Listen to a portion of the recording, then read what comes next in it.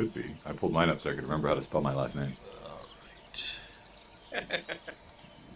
I pulled Russell up. I don't know how long she's going to be around, but I pulled Russell up. Where's Russell going? Oh, I know where Russell's going. Never mind. I was going to say, have you not been... Paying attention? No, I threw on my thing that Zendrid would admonish everybody that was leaving that the struggle is bigger than the fickle moods of the Fae. Alright, Sorry, we are live. Alright. I just double checked. I just get a notification. I did get a notification. I know, I gotta double check it. It's like a bunch of things I got going on so I can see how it work out. Just to help us out. Alright. Backup rule system going on. Alright, welcome again for another Streams of Spero. I start keeping track of the episodes, but we are calling this one The Aftermath. If you all remember, our great band of heroes just defeated one of the sins. Actually, there were two of them, but also to get to Ripper Jack, who had affected our lovely barbarian Jew. So he was able to defeat him. They have killed him. The curse is gone. Jew is now no longer be a dog. He will be a person. If that's really a bad thing at all. I'm still a dog. Kiziata was the one captured. She was the one defeated, so she had to give up her stone. And to people's surprise, it was given. Firebrand is the one who took the stone. Kiziata did warn that this could be an aftermath because by taking the stones, you are giving yourself a claim to the goddess Silk. And we are in the aftermath of that situation where a couple of our players are also going to kind of go through some things because they were Fae, agents sent to protect Firebrand. But Firebrand took the stone, so he may not be as affiliated as he wishes to be. And we're going to try to find out some of those things going on. So we are into that part of it. Also do some quicker recaps, so we're not kind of dealing with too many NPCs. Nashimi, the cousin to Zindrid, is going to take most of the Obsidian Raven members back to the home city of the Drow because there has been some activity going on with that. There's been some attacks on the first house, and they need to shore up their defenses with obviously these very powerful members here. So that's going to leave the party pretty light on the situation.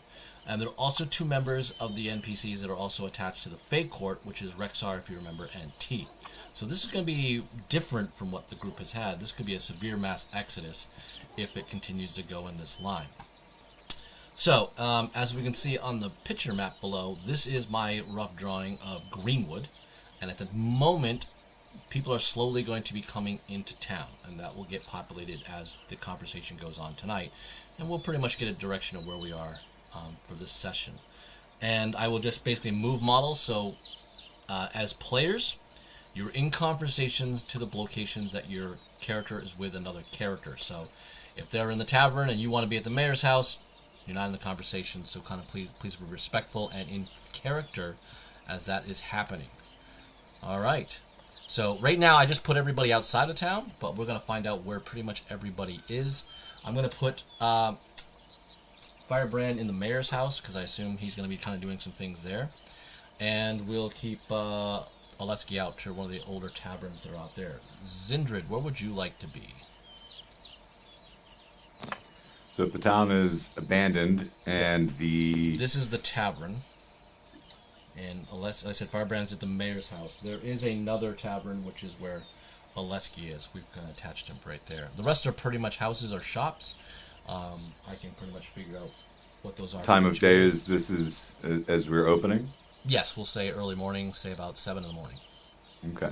Then unless somebody stopped her, I'm imagining if the mayor's house didn't appear to have the largest, nicest, most plush sleeping accommodations and there was a larger mansion in town, she might be there if it's early morning having gotten up. If not, unless somebody stopped her, she would have taken over a bedroom in the mayor's house, assuming that it's the largest one based on the...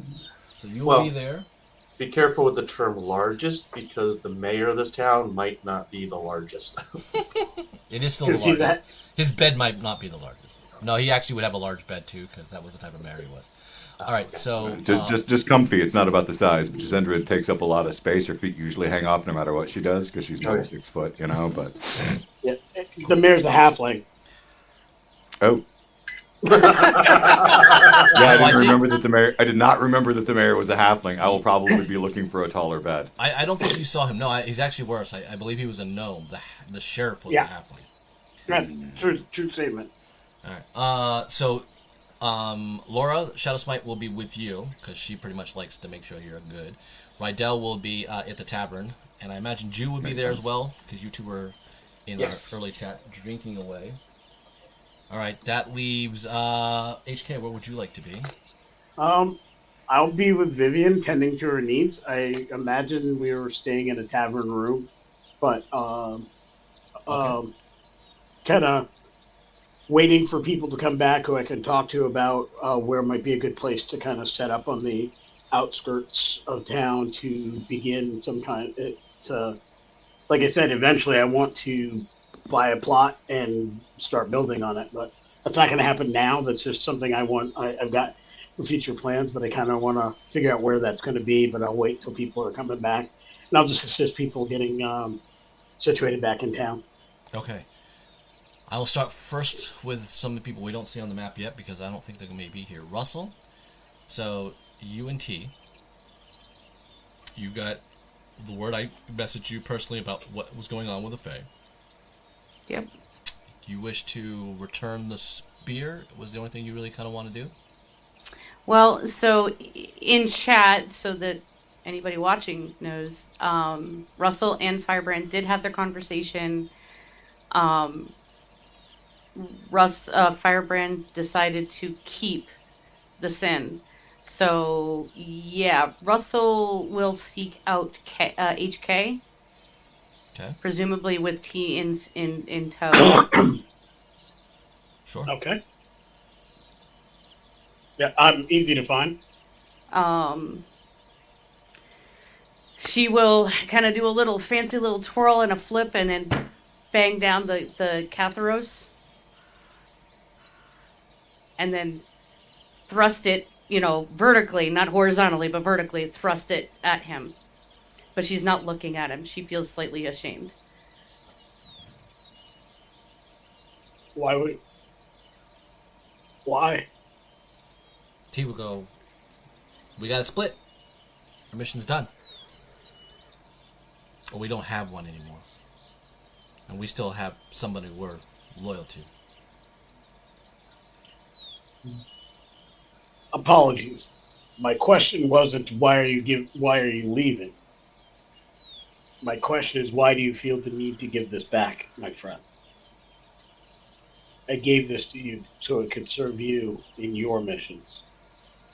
My hope is that whatever you choose to do, whatever missions you're granted by your liege, it's for the betterment of our world, one way or the other. I would also hope you would argue that even if your mission regarding Firebrand is over, what we do is still important. And that saving this realm still needs brave souls such as yourselves. We need you. Firebrand and that mission may be done, but the world still needs to be saved. Russell has been nodding her beak in agreement and then looks at him and so the voice that she's going to use is kind of like if you could think the worst naggy mother-in-law, because that's all she's got on hand, and she's going to say, I'm not staying here.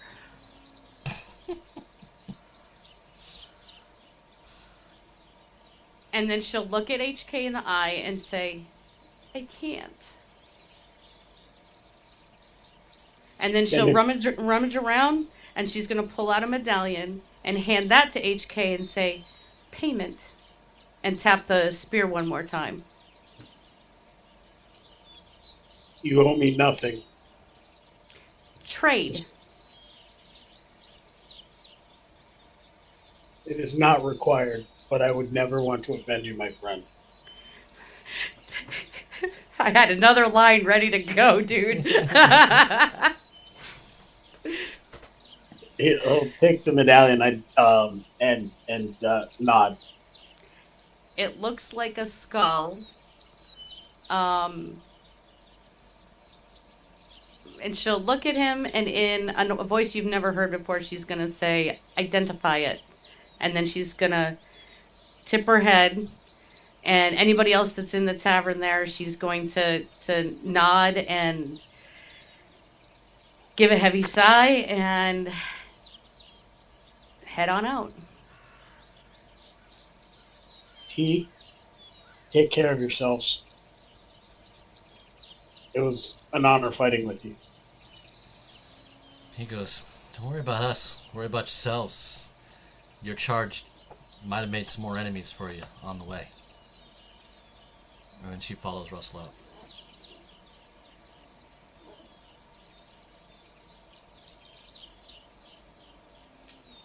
Sadness. All right. HK has his worried eyebrows. Okay. Jeremy, what about Cole? So, that night, Cole will have already went to each person's room and said his goodbyes because of what Firebrand did. I'll actually explain this to HK, since I know HK is still awake, since he doesn't actually sleep. So, I will bow generously to HK. Thank you very much for all of the knowledge and wisdom that you have bestowed on me in this little time I spent with you. I must take my leave because of what Firebrand did. My court has banished me, and I have to earn back my place in my court. And I can't do that alongside Firebrand. Is there any chance that seeing this through to the end would help? We may meet again along the road. But I know you guys have things to do here, and I have to leave now. Well, again, as I said when Russell and T left, this is a great sadness. We are less for your loss, but I'm honored to have fought with you. And I respect your decision, even if I wished it was different. Cole bows again, and HK returns the bow. stealthily, quietly leaves the room. Okay. I will have also stopped in Drew's room to bow to him. I don't imagine he will have woken up.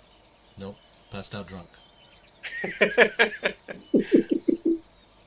I will also have stopped in Zindrid's room and returned her oils and herbs that I did not use.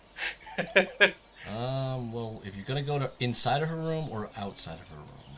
Inside, so she may actually hear me. Well, that's going to be a tough one. What is your stealth? 1 second.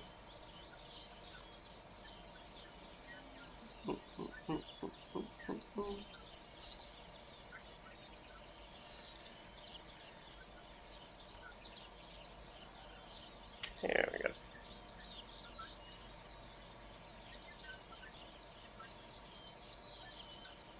Natural 20, so 34. Okay, so you will pull this Yeah, off. I probably sleep through that. You get past Rydell, Laura, and Zindrid sleeping. And she's very, very alert. So. And I will also leave the diamond that I have on the nightstand next to the oils and herbs. Okay. Bow low and take my leave. Fair enough. All right. So basically, I would stop in Alexi's room, but I'd be afraid of what I might find in there. And I will just walk past Firebrand's room. Okay. All right, so Cole will have left the party. So basically now, as we move forward, the Company of the White Flame, so to speak, with the Obsidian Ravens. There are now 3 Obsidian Ravens. Zindred, you have Laura, and you have Rydell. So those are the 3 there of you. So what's left of you now would be Aleski, Firebrand, HK, and Ju. All right? You will now notice by a few hours that you no longer have Russell, you no longer have T, you no longer have Cole, and you no longer have Rexar. And you lost you already know, you saw Nashimi and the Obsidian Ravens leave. But some of them may have, as these conversations went, not everyone had saw someone say goodbye, especially to Firebrand. Alright, so as I said, townspeople are starting to come in. You can see some people coming in back to their shops, trying to reopen those things up. People are kind of removing boarding that they, to secure from theft or damage to the house. But they are small in the coming and very slow process. And they will thank you as they walk by, but not enough to kind of go through a whole bunch of introductions, stuff like that. They're kind of eager to see what has happened to their homes and where they are. So it probably looks like a couple of days before any real celebration or thank you or anything like that will come out of play from everybody out of the town. So it kind of really leaves your group. And like I said, there were a lot of things I messaged each of you on the table. And to recap to our fans that are following, so you got to decide if you want to follow where Arturo went, somewhere north, but that was where the Fey Forest the Fey Woods are. So he's somewhere up there, and you've kind of lost the courts in that regard. You can head east. That's where Aurora is. Aleski has mentioned that because apparently she knows some things, but he did dream spell with her and made some contact. He also was thinking about going west because he feels there's something going on with the ruins on him that has something to do with, he thinks Nevermore, or Heartmore can deal with for you. So that's the devil, I think. So you have that on the table, or you can completely go in a different direction if you guys so want. You also left your ship from Azarian over there, but again, Vivian has returned with news of how Azarian has been acting. We left our ship. HK.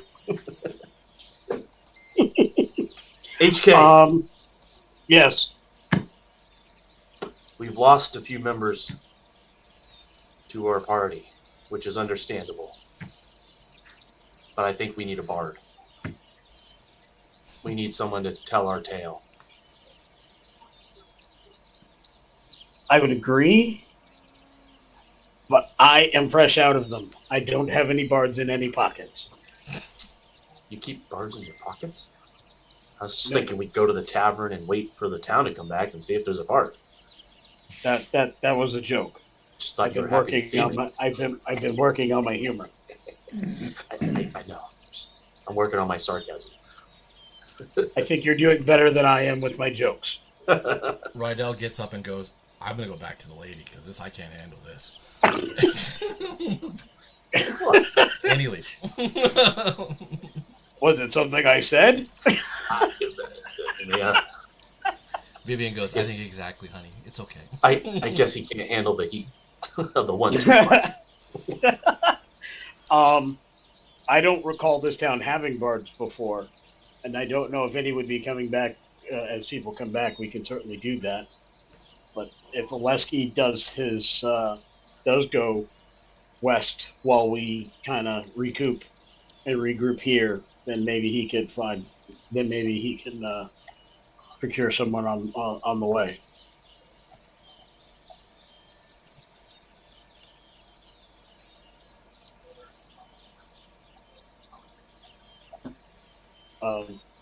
Right now, I suggest we pass our time just trying to help people onboard their homes and get rid of any debris. If we haven't done so already, we should really clean up the remnants of the battle so they're not stepping over bodies. Aye. We saved their town. They can clean up. Let's do a little bit better than that. Never had to clean up after the gladiatorial matches. I'm a champion. They got people for that. Yes. But I suppose we can make it a little easier for them. It'll help pass the time. It'll keep them focused on building their town. It'll probably engender some additional good feelings from about us. Understood. So you got two going to go out and clean the bodies and dig graves? Yep. Do you give me a Constitution save, please? Can't we just do a burn pile? You can do it, but you're still moving basically zombies and all sorts of things. You're 15. Good. You're very good. All right. I think Glenn's got something going on, or we lost him for a little bit of the scene. I snuck away to try to finish my coffee. I was hoping that conversation would last long enough. I apologize. I'll be right back. It's all good. You, as the lady of the party, you have all the time you need to do what you need to do. And Cinder just refuses to come out of her room. Fair. All right, so you two are out there cleaning up. Like I said, people are kind of streaming in and out, cleaning up. They give you nods, stuff like that going on. At the point, the mayor will come up and basically, you had mentioned that you want a house. You can pick one of the houses, HK, and that will be your home as a reward for, if you want to stay here, they would more than happy to make you part of the house. Okay. I would probably say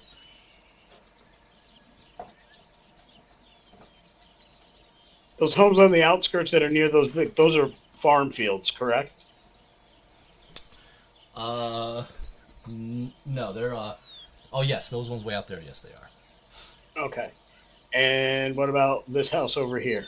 Is that occupied or that one there? This one here, that is not occupied. then I would claim that house. Wait, are you claiming that for Bacon. Vivian? Yes. Yes. You sure you want her on the edge of town and not more in the center, where she's more protected? Oh, I'm going to be building palisades. Oh. You gonna pull those out of your pocket? All the wood that was used to board up, and then whatever we need to do, we'll go out and I'll purchase. And basically, my goal is to build a palisade and a palisade wall and like a training ground.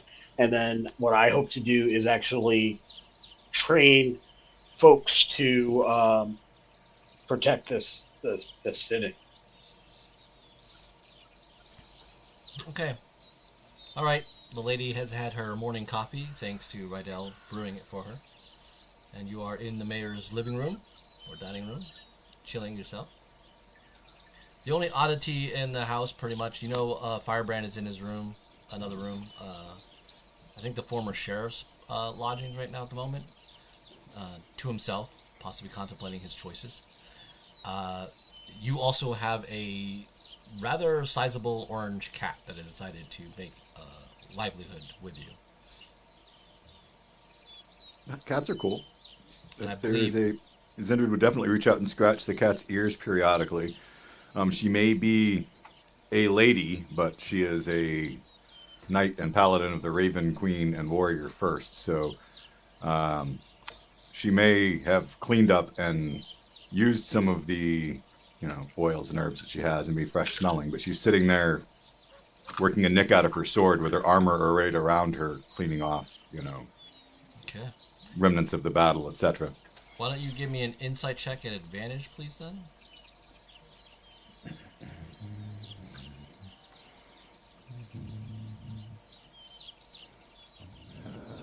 Where is insight? There it is.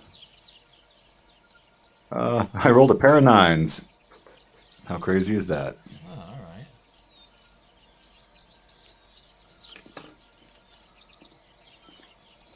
Let's see.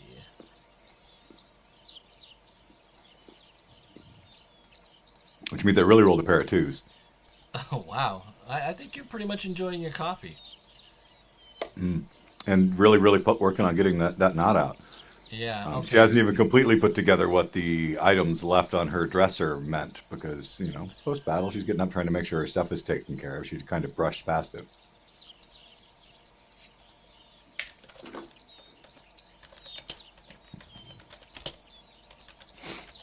I'd ask what it is that I didn't notice, but, I didn't notice it. You didn't notice it. Okay, what would you... so you have... Rydell has come back. Apparently he came back like about 40 minutes ago, obviously, to brew you coffee. He looked like... I guess he was sort of annoyed, or he's happy to be in the kitchen working for you.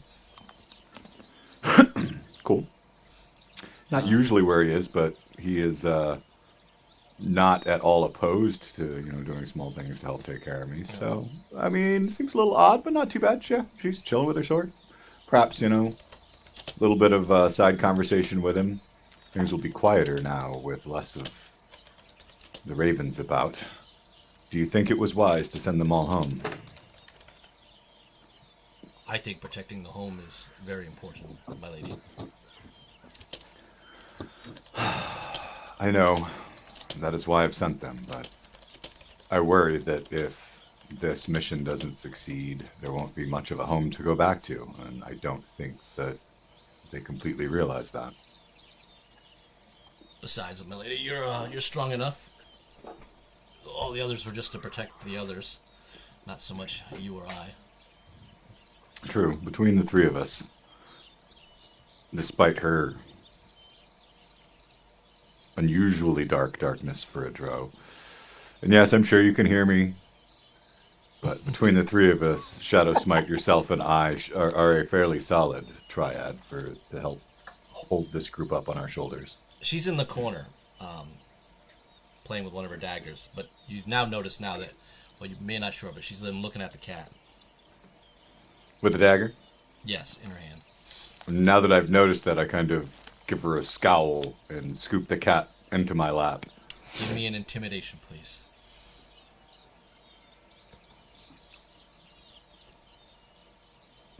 I'm more intimidating than I am perceptive or insightful. I have a 13. Alright, let's see what she does. I'm just going to do a normal will. Ooh, she doesn't have very strong for that.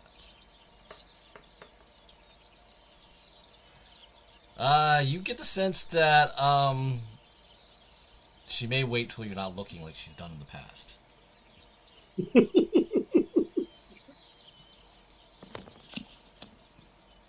I pause, clutch the cat a little bit closer, and lean forward, looking her dead in the eyes. Do not harm Mr. Fluffykins. Laura badly pretends like she's hurt by this statement and goes, "Milady, it's a rodent of the surface. Nobody's going to miss it." I like him. Leave him be. As Milady commands. And she continues to scratch between his ears. The cat is purring. It seems to be very happy at this notion.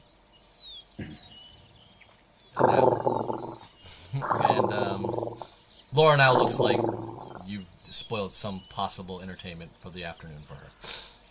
I am confident that you can find any number of small animals or strays around this town to amuse yourself with. Just please don't leave any of the leavings for the children to find as the people begin to return.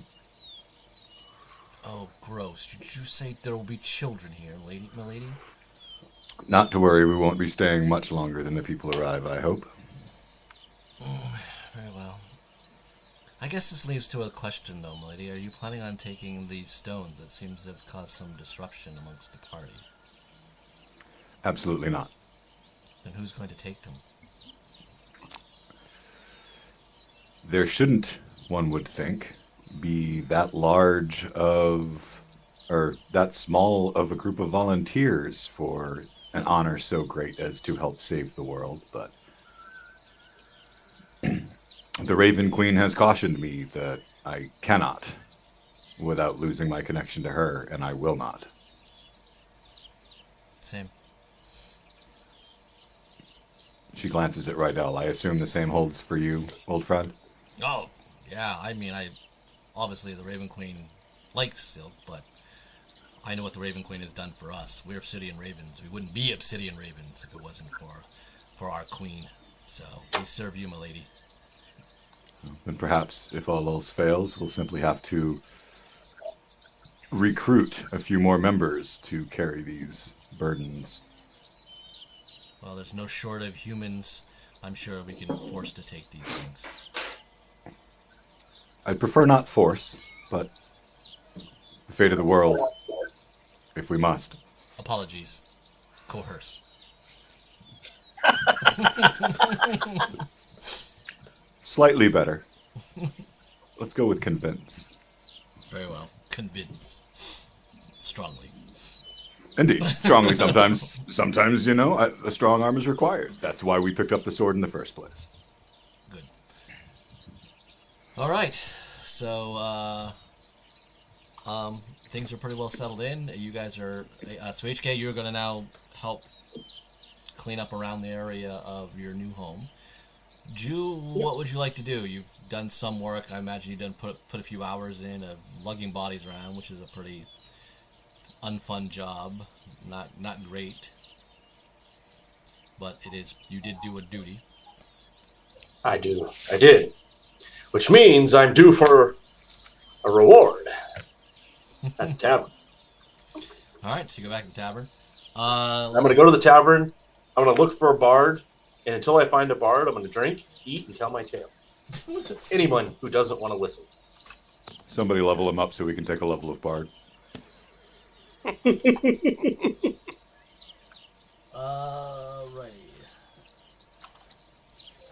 The barkeep and one of the servers has returned to the bar, and they pretty much will keep serving you because, again, you saved their town in tavern, so they will let you continue to get drunk. But there is no bard in there. There's just you. Everybody else is still out in the field tending to the town. Nobody else in the bar? The barkeep and the server. Well, they're going to hear all about the adventures. And the battle. And the wind. All right. This town's not much for day drinking. Well, they're still picking up after the town, so yeah, it's a little much from there. Welcome, Matt. Hi, Matt. Okay. So we are finally. Thank you. We are showing the map. Basically, I've asked if you are. I'm moving the people around the town where you are. So stay within character. If you can get into a conversation where people are. You are at the other tavern that is pretty much at this moment still empty. And I think that was the Warm Cloak was the other tavern that you were at. And the other people have not arrived back yet. So you're just kind of there, chilling to yourself. I think you've had some things that you want to kind of figure out. But now with a few people, say about 15 people have kind of started circling around the town. Rumor has it that the group has started to split up. Members of the Obsidian Raven, that you already know Nashimi and many of the Obsidian Ravens have returned back to the Drow City. But now you have lost your Fae connection. Russell and T are seem to be no longer with you, nor is Cole and Rexar. So the rest of your party members, the White Flame members, are moving around town, kind of doing cleanup duty, drinking, and HK has claimed a home. Actually, Jude, did you want to claim a house as well? What was your plan? Seeing that HK took the liberty of claiming a house, I do feel a little envious of that. That's so yes, be true. Yes, I will take one of the houses to the right, looking down of the tavern. So, stumbling home would be right. That quite one easy. Here would be open right here? Yes, that one would be perfect. So that is now your home, Drew. You have a home as your own. That would be something that you would be envious about. And now you have a place. Oleski, so you are in the Warm Cloak. What would you like to do?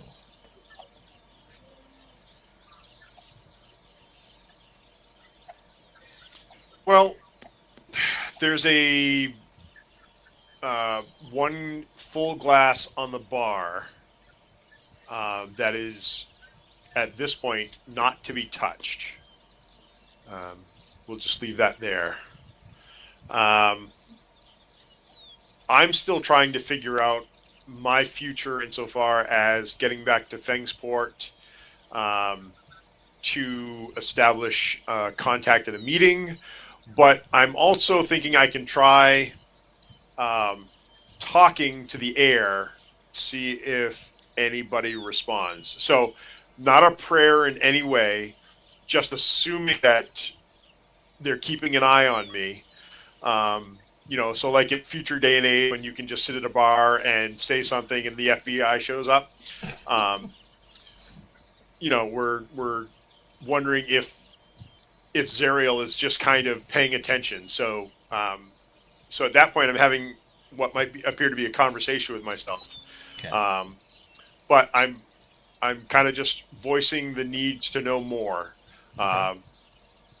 If you're listening, I need you to kind of give me an idea of what's going on. I have some thoughts. I have some concerns, and just kind of detailing out my issues of lack of information. But I already know my plan is to go back to Fengsport, and I have to figure out what everybody else is doing first before I can figure out how my plan is going to come to fruition. So would you like to... Unless they're willing to talk to me ahead of time. Well, after a couple hours, you talk to the air. Nothing seems to be answering back at you. You don't know if you have a feeling if you're being watched or not. Who would you like to seek out first? Yeah, it was just a long shot, but... Well, you could be. You just don't know. Right, but nobody's responded, so, I mean, after a couple of hours, I'd give up in that regards. Okay. It was just kind of a thought, not an expectation or whatever, not a continuing thing to just walk around and talk to myself for 24 hours straight. But there's a full glass on the bar that stays there, and people are directed to leave it alone. And I do have a couple of coins left, so I'll make sure there's enough coin to keep it full for at least a day. Well, nobody's else in the tavern. And untouched. No one else is in the tavern with you right now. You're alone.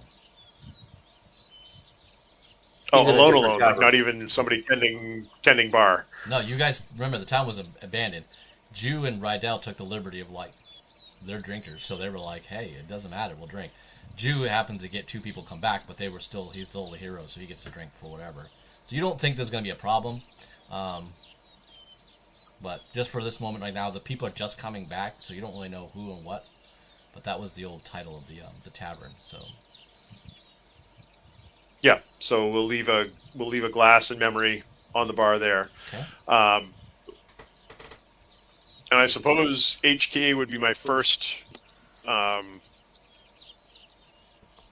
conversation of the day in that regard, seeing as he would be the one I would explain my to first and see what he's planning on doing. Now I ask, do you approach and talk to him when he is with Vivian, or pretty much just the 2 of you? I'd be polite, and I wouldn't approach until acknowledged and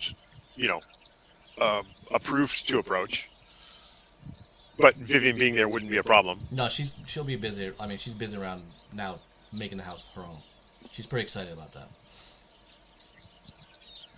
But I'm just seeing if you're trying to be secret, like is she eavesdropping or whatever around you?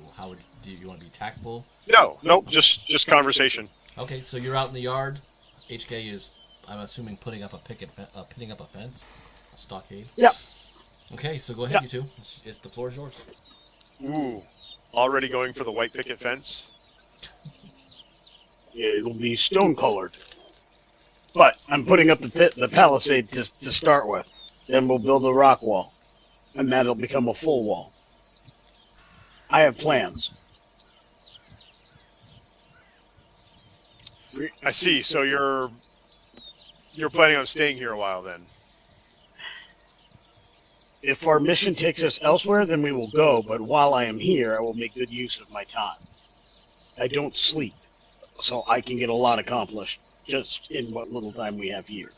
While we wait for the town to populate itself and be protected from bandits, looters, things of that nature, which I imagine should take about a week or so, then we can move on to whatever the next goal would be.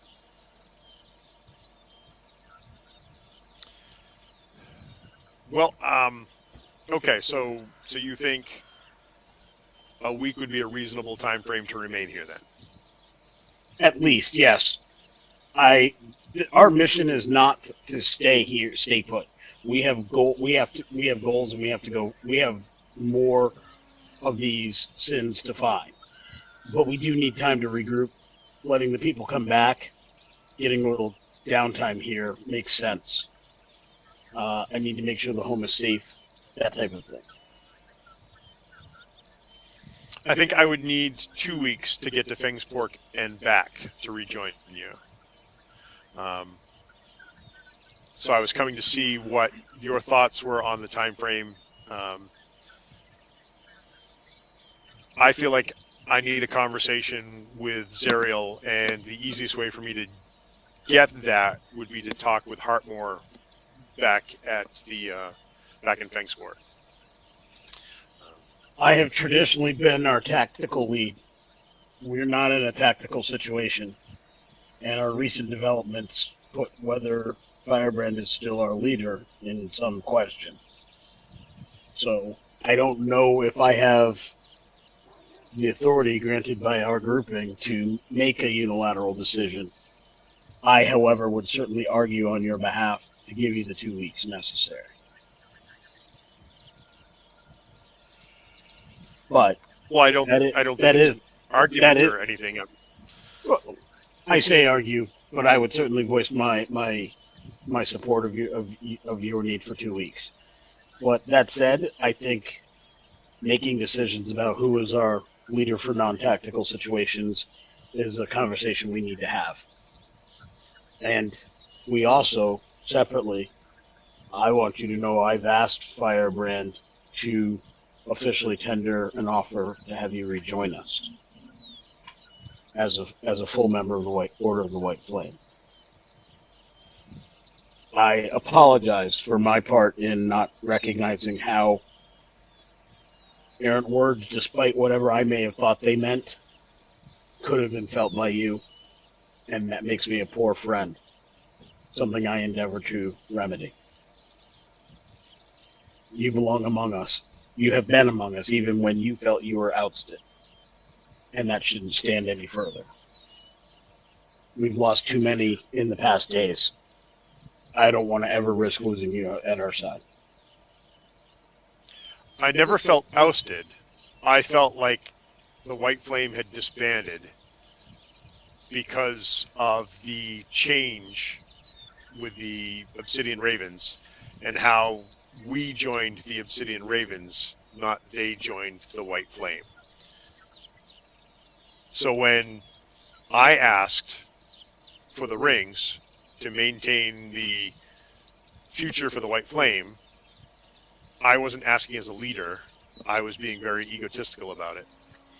When the properly elected leader of the White Flame requested me to turn in my ring, I felt that was his right to do so as leader of the White Flame, so I gave him my ring. But I never felt ousted from the group. I just felt the White Flame was not the company that we created any longer. I still don't believe it is. I truly believed, and I have conducted myself as though the Order of the White Flame allied with Zindred. I did not feel that we were supplanted or that her group and title or name was supplanted. I thought it was an alliance, and a good one at that. Largely a successful one.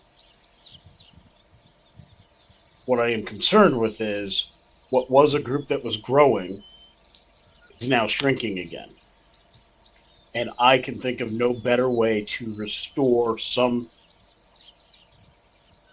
grout to our fortification, the wall of our fortification, some strength to our unit, is to be clear and direct that we are fully reformed and restored to what we once were so we can build the new.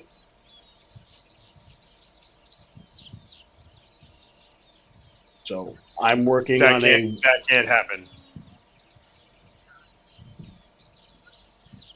Reckland would have never gathered us to do what we're doing now.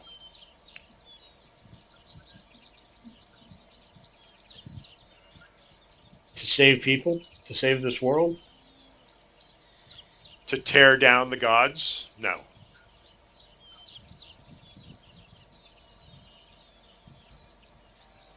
And yet you still fight for that cause. I fight for the freedom of Silk. What Zeus allows her to do after she is free, that is my great-grandfather's rule. I still do not believe in supplanting the current gods. But I am devoted to Mystic and her goals of freeing her mother. So I don't see that our goals are different. I don't see myself as supplanting anyone.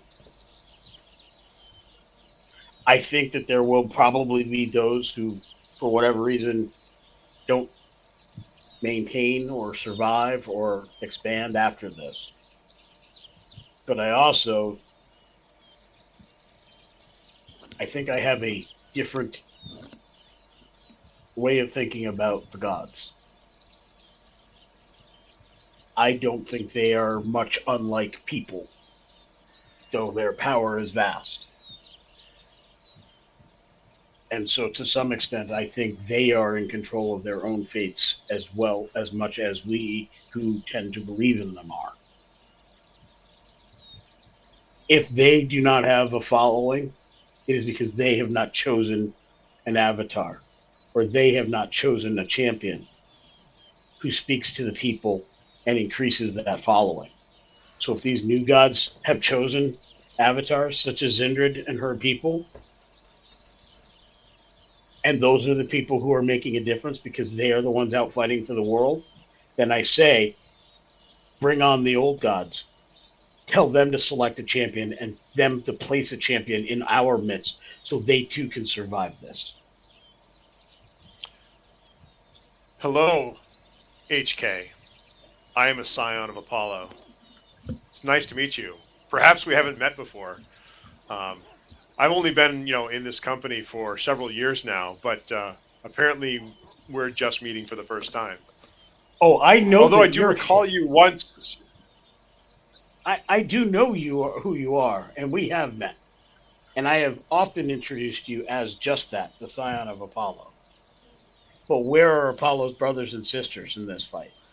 Where is their members standing next to you, fighting for their god? Why is it only Apollo that sees fit to see this cause? From inside the house you hear, HK, honey, this walk-in, I need a bigger walk-in closet. This is not going to do. I need you to remove this wall. I'll be there in a moment. Remodeling. Go figure.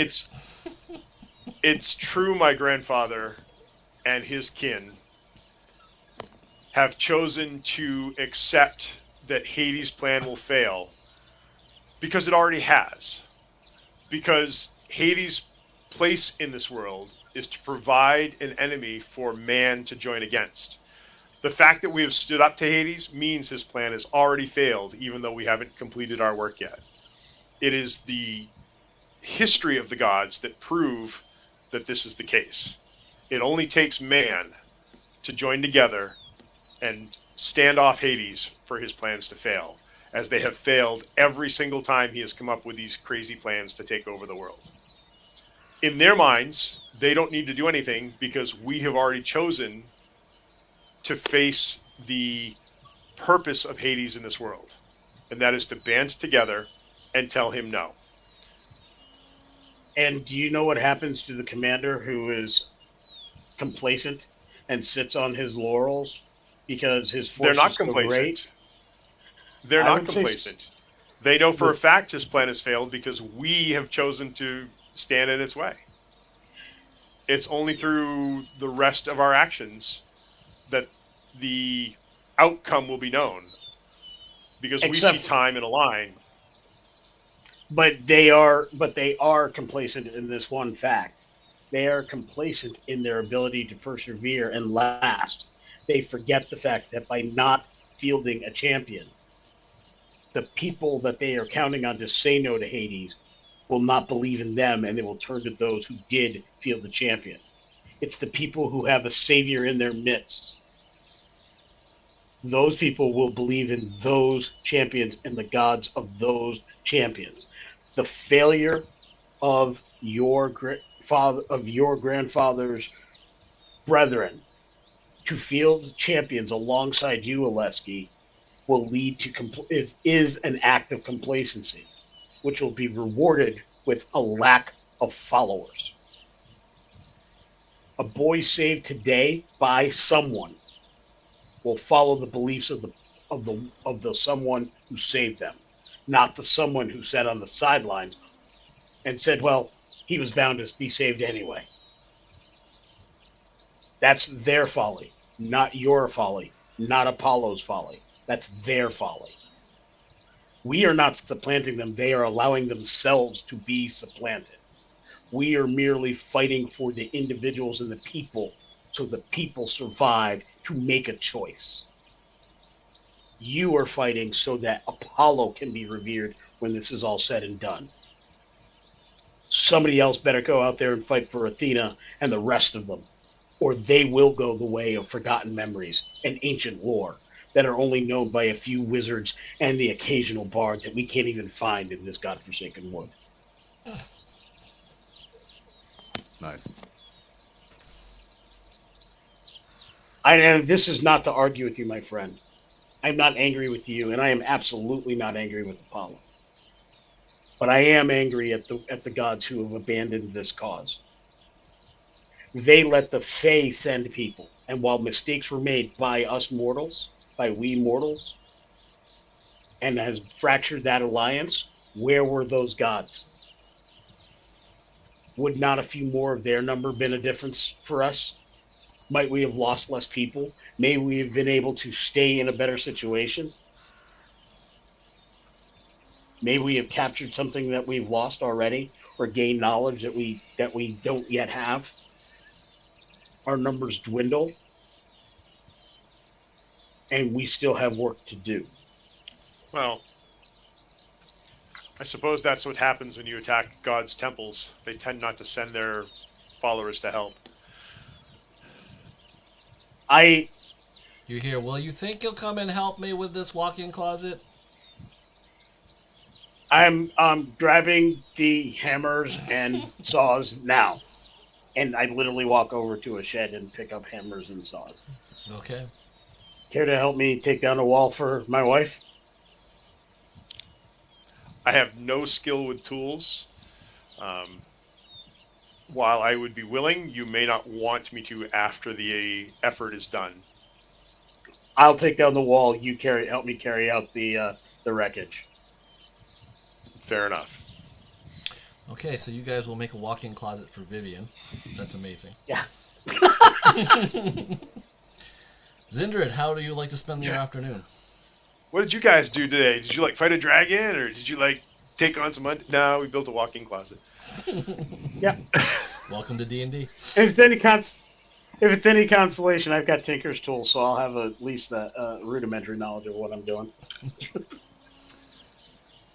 So, as Zindrid finishes polishing the nick out of her sword that probably was never even there, because I'm not certain that she can scratch the blade of the Raven Queen, but she still busies herself with it as a soldier would, because it is her blade and she must take care of it, and has oiled and cleaned her armor and whatnot. As she's poking about, eating a probably late second breakfast snack, not quite lunchtime yet. It might be lunch. I don't know. It depends on if she's feeling hungry or gets a little peckish later. But following that and, gathering herself to actually step back out into the body-strewn mess that she's expecting outside. And even if the bodies have been moved around a bit, I'm sure it'll still be, gross. But somewhere along the way in the course of that, she notices the items left behind by Cole, and begins to wonder a tad and goes looking for him. Okay. Let's do an investigation check. And she'll ask people as she runs along, as she runs into him. Dirty 20. You know, have you seen Cole? He left some things in my room, which don't get me started on him being in my room when I'm asleep. Yeah, that kind of scares a couple of the people, but they say they haven't seen him the whole day or night. After we'll say about 3 hours, though, you do come across a very interesting individual who seems to have elvish features because he's small in stature, definitely bigger than Cole, but you've seen elves all your life, and you know one that's trying to be off-putting back, but has skill with blade and such, and is definitely scoping out you and Rydell for checking around the town. Zindred would stop, draw herself up to her full almost 6.5 feet, which is admittedly tall for an elf, and I'm Very sure tall. that another elf finds that striking. Jeremy asked me earlier to describe her. I said, think a drow version of Brienne of Tarth, but her features aren't quite as manly. She's a big woman. Mm-hmm. A powerful woman, indeed. She brings a presence. And says, are you simply going to stare all day, or do you plan to come and introduce yourself? Go ahead, Jeremy. You can now respond. Wow, you are very, very tall. I did not expect that. But then again, I've only ever seen elves, and not usually as tall as you. Then again, I also haven't seen any elves in quite a while. Did you expect to run into me? Oh, I did. I was actually looking for you. With that, Rydell grabs the hilt of his weapon. As do I. Well, that's not entirely accurate. Zindred's hand strays near it. She doesn't touch it yet. She doesn't need that much time to draw. Rydell does.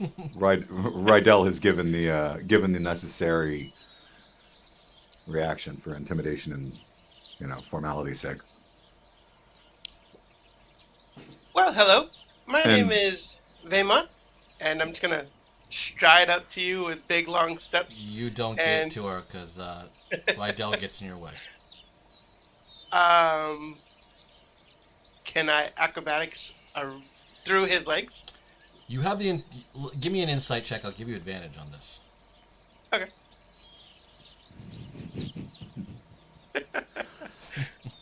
Your tact for first encounters, Jeremy, is now becoming legendary on this stream.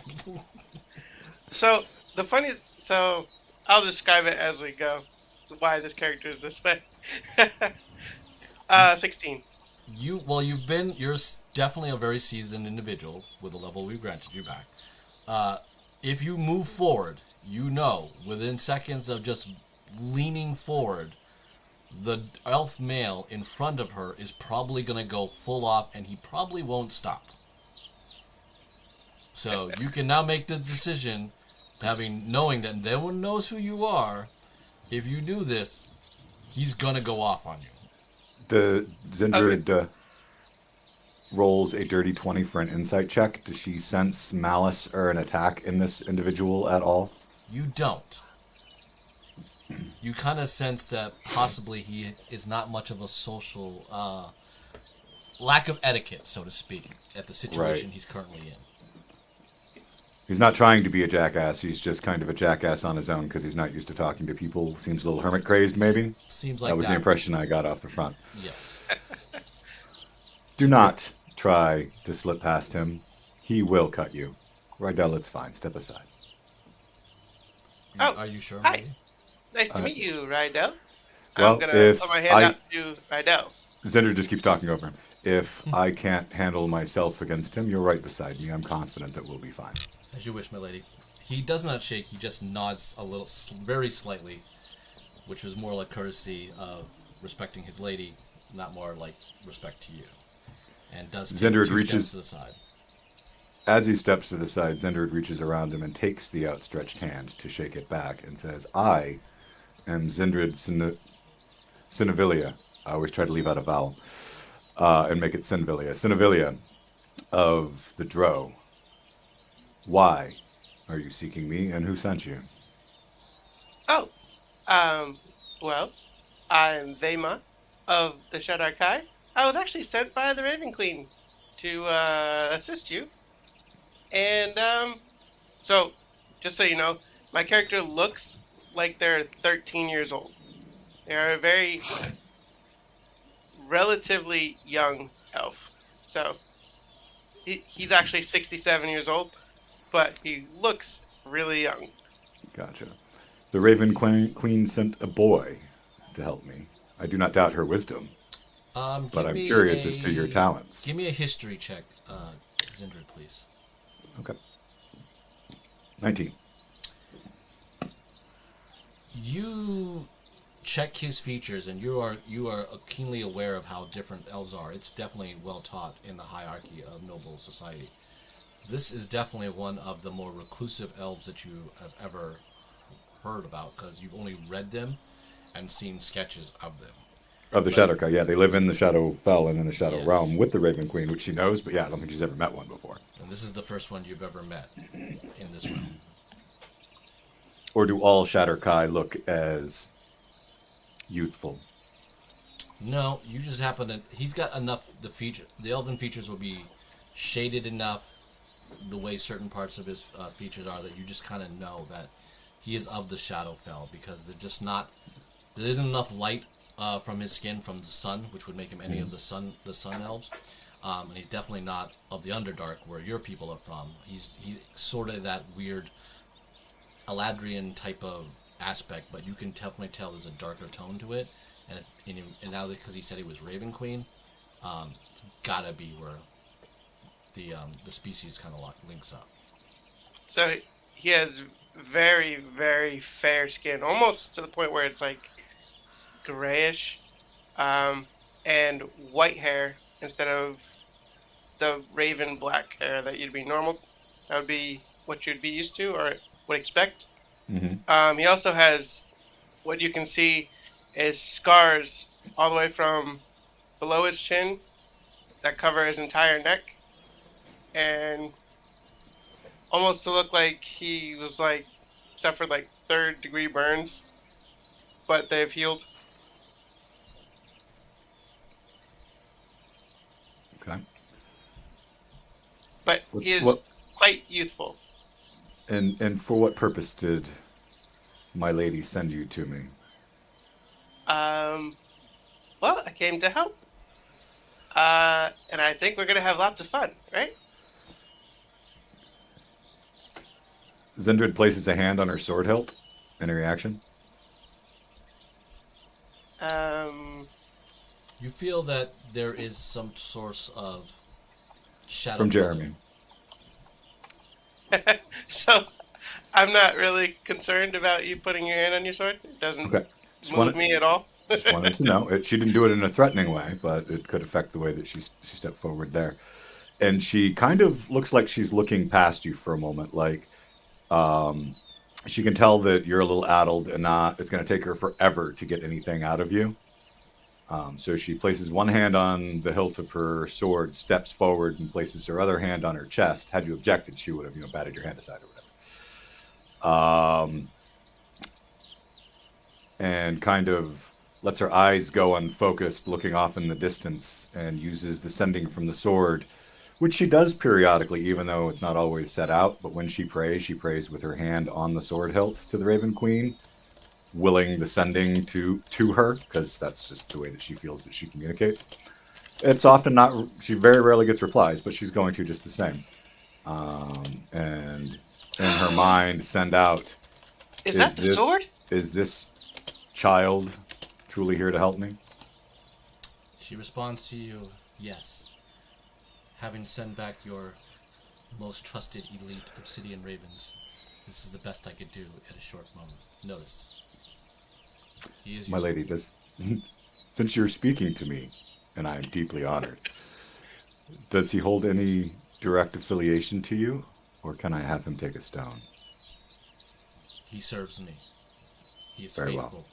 He cannot have a stone. If you could send me bearers at any point and nudge those along the way, dear lady, it would be greatly appreciated. Because this quest may have my life, but not my soul. That cat that you had at the house is also around your legs now. It seems to have followed you in your expedition to hunt for coal. Which seemed completely normal enough to Zendrid that she didn't even question it. And periodically may even pause to lean down and scratch him. She likes him a lot. He's very cute, especially since he's like an orange tabby. The cat is happy to grab your attention.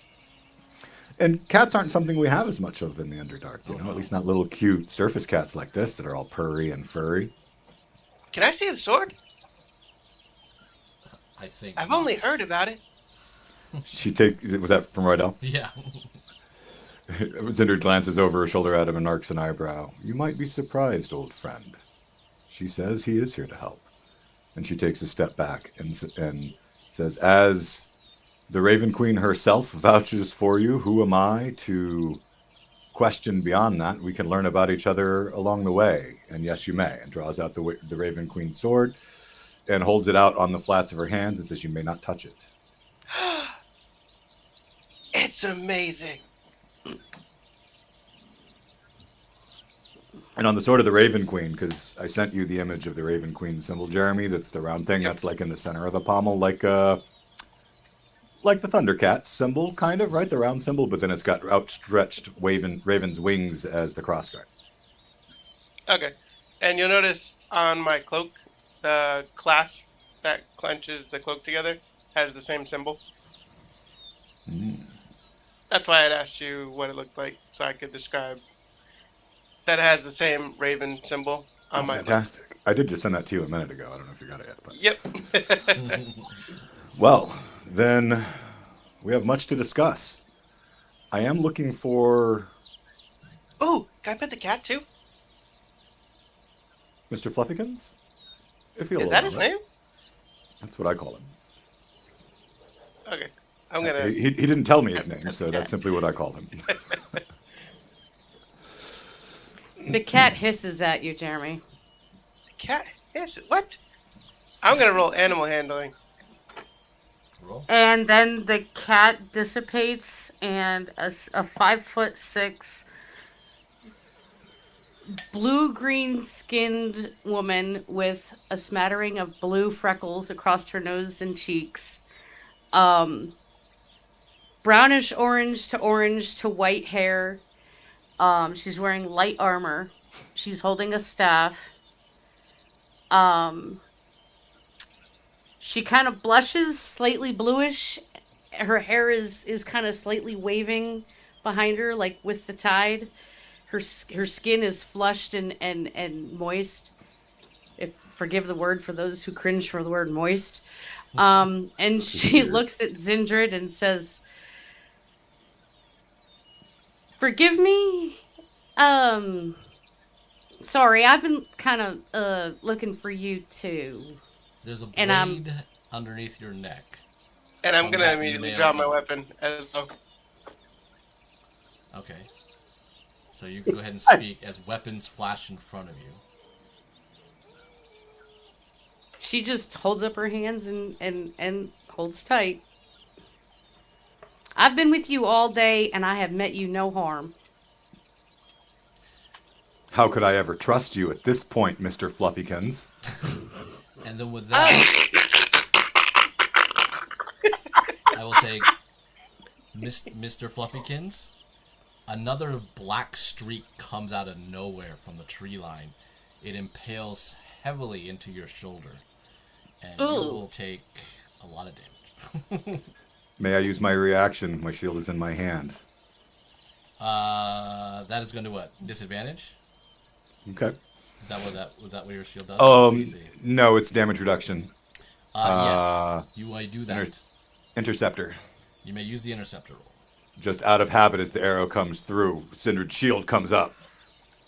And it reduces the damage taken by... I think it's a D something. What the heck is that?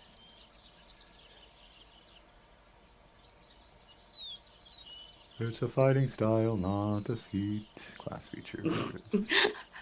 Interception. 1d10 plus 5. So it will reduce... You can't just roll it on D&D Beyond there. I gotta go over here. 7 damage. All right, you take 15 points of damage to your shoulder. Zindred, do And all she- the cats in this world turn into blue people? She has already turned towards the direction the arrow came from with her sword in her It hand. wasn't an arrow, it was a dagger, and you recognize the elvish blade of drow making. Oh. She deserved it. Called it. Well, when you said black streak, I thought arrow shaft, not dagger. That is perfect, however, because she would have been acting to defend me as well. Mm-hmm. So what would you like? You're now in severe pain. There's blades around you.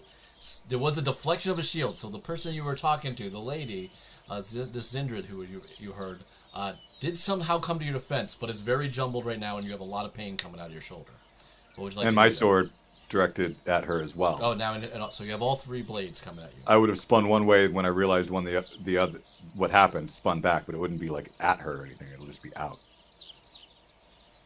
Okay. Another of my protectors. Sneakily disguising yourself, being so dishonest and deceptive, can actually cost you your life where I come from. And it very nearly cost you yours. Explain yourself. So she still has her hands up. Well, one hand is still clutching her staff. And she's panting. And she's like, look, again, As an I have been with afterthought, you. interrupting you, she shouts over her shoulder. Shadow Smite, hold! My order on Mr. Fluffykin stands. I told you I didn't like that thing. I'm liable to agree with her this time, my lady. Sorry. Cascade. That's a bad day when those two agree on something. That's happened, what, twice this whole campaign? Look, y'all have made a name for yourself. I've been looking for you since Fang's Port. My name is Cascade Brine. I'm from Jackson Port, from the Suncatcher. Captain Haas? No? Alright. Captain Haas sent you? Captain Haas was my captain. This is the boat that we left in Fangsport, right? No. Well, she The said vampire Captain would Haas never- do as though she knows who the heck Captain Haas is now. You have no idea who Captain Haas is. Yeah. That's why she's like, no? And the vampire would never put us on a boat called the Suncatcher. He wasn't HK, there I'm when gonna it give was you a when it was league- built and named. Libanic, you get inspiration for coming up with very clever robots. You're gonna need it for the walk-in closet. Yeah. Well, I'm Look. glad that you've heard of us and you've been seeking us out. I've had many seek me out in my lifetime based on my skills and my reputation. Most of them ended up dead at my feet. Tell me why I shouldn't allow my people to simply gut you where you stand, imposter. I've not been anything more than what I am. I can be I'm a cat. I'm a dolphin. I can be whatever you want me to be. I'm just saying is I need your help. You can be anything I want you to be, but I didn't walk into a whorehouse either. I Wait, can you be simply, an elf? Neither did I. if I wanted to just simply say I want this one for this Here's the purpose, that's where I would go. I wasn't looking for that. I wasn't proposing that. I mean, look, my ship was attacked. My crew was killed. And you were the manager for the 2 that fought at the Frog and Slate, yeah? Indeed. That's how I know you, and I was sent to find you. I need your help. A lich killed my whole crew. Now, I heard you guys are looking to go after a lich, and I'm fixing to join you. Does this lich have a name? I don't know his name. There are many liches in the world. I was told to look for you, and you were going after a lich. If it's the same one, I want in. Zindred looks her up and down, looking for any sign of the Raven Queen's emblem or any kind of sign that she was sent, though she doesn't feel that there is one. She's simply just double checking. You don't see one, which I think Riddell notices as well and goes, "You did ask for one like that." I did. No, lady. If I Perhaps may, you can, two can are here your, for a purpose. But you owe can me your a friend cat. take their dagger back now? I mean, I'm still wearing it. I don't need it. Oh, that allows Laura to come up pretty quick. And she comes up quick and yanks it out pretty hard, take another hit point of damage. As she's on her way, Zindred says, "Careful what you ask for," and does nothing to stop her. Yeah. And so she pulls it out very hard. You take another point of damage. That's fine. She casts Cure Wounds on herself. And she whispers, "You're lucky I didn't poison that one." Which I tend to do. She'll whisper back, "That's okay. It wouldn't have done a damn thing." Always up for a challenge. I'm gonna turn and look at the new elf. Hi, my name's Vaymont. I don't like Nice you to meet already. you. Shut up. And she walks back into the woods.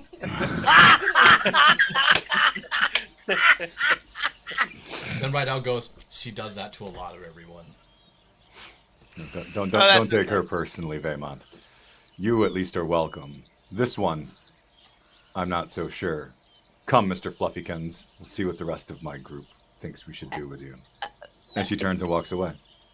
Brine? Cascade Brine. My name, sure. Rydell I goes, heard you, Mr. Fluffykins. Come along. "When the milady has her way, just play along. It's healthier for you." She's deeply, not just offended, but troubled that she didn't notice. And she really liked that cat, so it's kind of heartbreaking too. She's dealing with a lot right now. Glad the you way- get inspiration for falling in love with the cat. I appreciate There's a that. reason. Wasn't hard There's to a do. reason I picked Glenn, actually. Well, My we're all wife learning. regularly says that my last words will probably be "here, kitty, kitty" to a mountain lion, like all the time. Well, it works for me. Jude, you come out of your house now that you kind of just claimed it. You're just kind of like throwing some stuff around and it's yours. And happen to run into this entourage where Zindred looks upset, followed by Riddell. And then there are two individuals you have never seen any before. One a very pasty elf and one a bluish person following along, all kind of eager to be following the lady of the great city of the Drow. Zindred, you been doing some recruiting? Took a page out of your book, Zhu, and started picking up strays. Well, we need to beef back up the group. Well done. Who's here? Who am I looking at? Well, this is Vaymont. Hi, nice to meet you. A little over exuberant, but a trusted servant of the Raven Queen. My Well, lady it- herself has vouched for him, so I trust him implicitly. Well, not necessarily his judgment, but at least his intent. And this, I'm Do we not need sure a what to waiver make of. from his parents for him to. I bet you I'm older than you, actually. Okay. He probably Your word for is. And this, I'm not sure what to make of. This is Mr. Fluffykins. I'm sorry. What? Cascade Brine. Say that again. I'm sorry for the deceit. Cascade Brine. My name is Cascade Brine. Yes, she's been masquerading as a cat all morning, sitting in my lap while I'm cleaning my armor, and now her blood is on my shield. I just cleaned this morning, which she knows she was there. Are you from Alabama? Nice go back, Jew. Nice go back. Nice callback, yeah. Well, pre-game talk. All right. Yes. All right, Rico, you got your inspiration too. Everyone gets Bless one. your heart. Well, this certainly would not be what I expected, but then again, for what we just lost in a parakeet and the other guy, I guess this is an ample replacement. So, welcome. I am Ju Xiaowang, the Curse Breaker. the werewolf slayer and gladiatorial champion. You have a really long name. Thank you. He's also a little bit of a braggart and has aspirations of becoming a bard, I hear.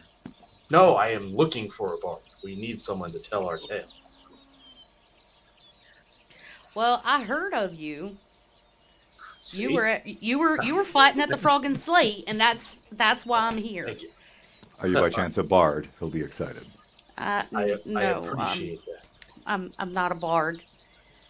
You gotta bring in the movie reference. So I'm going to Tombstone, Young Guns 2, where it's like, they heard of me. Nice. I'll make you famous. Oh, by the way, Ben, while we're all talking and everybody's all doing their talking and stuff, I want to take Rydell's sword so I can look at it and see if it looks like Zindred's sword. You're gonna try to get him. He's got it in his hand, like holding on to it. He has not trusted you guys one bit. Okay, I'll swap it for like a stick. Just for a minute. I'll swap it for a dagger. How are you gonna do this? Yeah. Just gonna slide a hand. Boop, boop. Okay, this will be a disadvantage because, like I said, he's holding onto the pommel. I mean, you could throw yourself at him, impale yourself on it, and then kind of twist and walk away with it sticking out of your body. Could do that. Because that's what this might turn into, just so you know. These are pretty... 30. Alright. At disadvantage. At disadvantage. Okay, you got... Oh, because you have your reliable talent. He's disadvantage.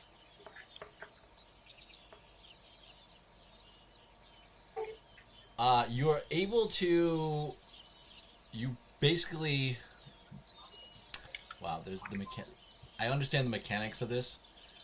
What you're able to do is get close enough to it to look at it, but you're not going to be able to take it out of his hand and swap it, because that would actually be a disarm attack. But you are able to look at it enough to and understand what it is. It is an enchanted drow weapon. Doesn't seem to be anything like as great as his lady's blade, but it is magical. So he is armed with a magical blade. Okay, cool. And you are. And has anyone seen Cole? And you are sensing that he is of the Raven Queen too, because what you'll be understanding is both him and Laura are paladins as well. So you are getting. They also have her symbol on them somewhere. Yes, they are wearing the medallions of the Raven Queen. Perfect. Who's Cole?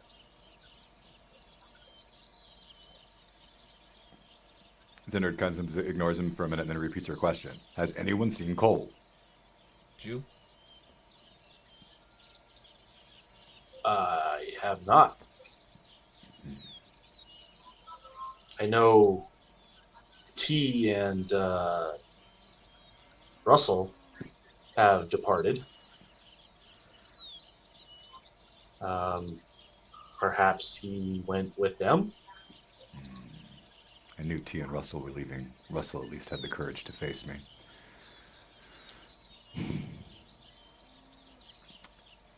Zindred puts her hand on the hilt of her sword and, using sending, sends out to Cole.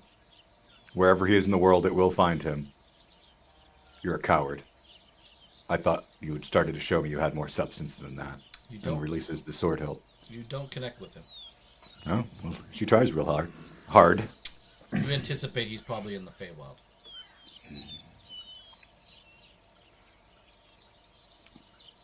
Very well. All right, you guys make your way up to what you guys know HK has claimed as a house. You find him and Aleski building. So, Lee, why don't you give me a survival roll? Why not? You find HK building. Alexi's just the pilot. He builds it. I pilot over there. Very nice. 31. All right. You're making a nice big walk-in closet. All right, well, you will see the lady Zindred moving up with Rydell. Jew is following along for whatever reason with a jug of ale in it. And then there's two individuals, like I said, a pasty elf and a blue woman, following along with them. Sure. How you doing? Oh, sorry. Jen Right did tell me that was going to happen.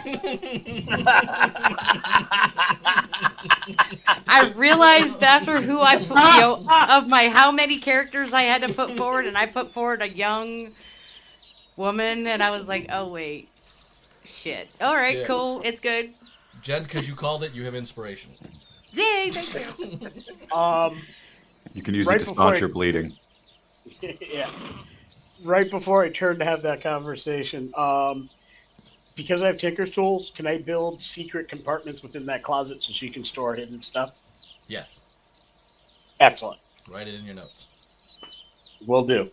I will turn and say, welcome to our home. Zindred will call out as she's approaching and reply, HK, my friend, they gave you your pick of the town. Why didn't you just simply choose a larger domicile? The addition you're building is bigger than the house itself. I was going to expand whatever I was given. I have to build a training facility and a parade ground on it as well. Vivian says, Anna, he's going to build a manor here. You should check out my closet. I assumed that was the addition. That's as big as the house. Just started. We haven't done the baby's room yet.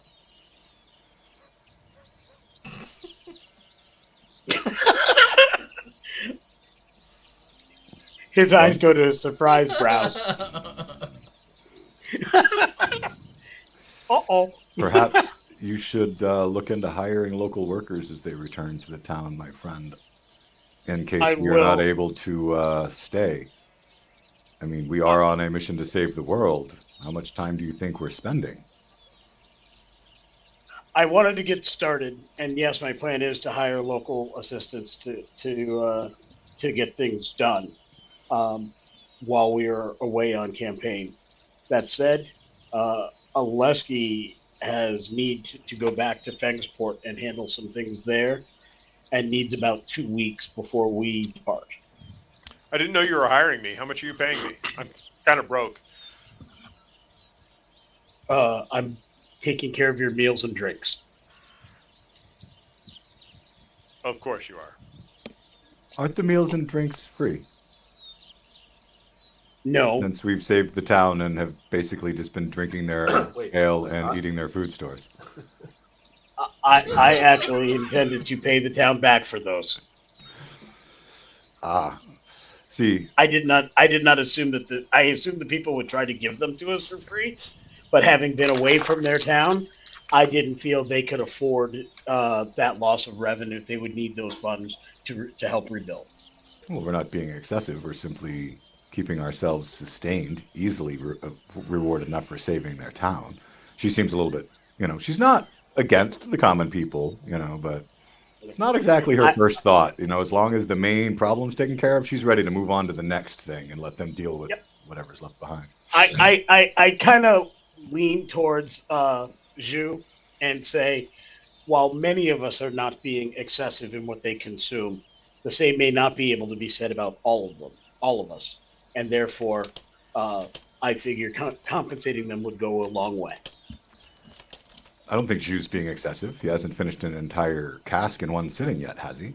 As you turn, he just did. Bet.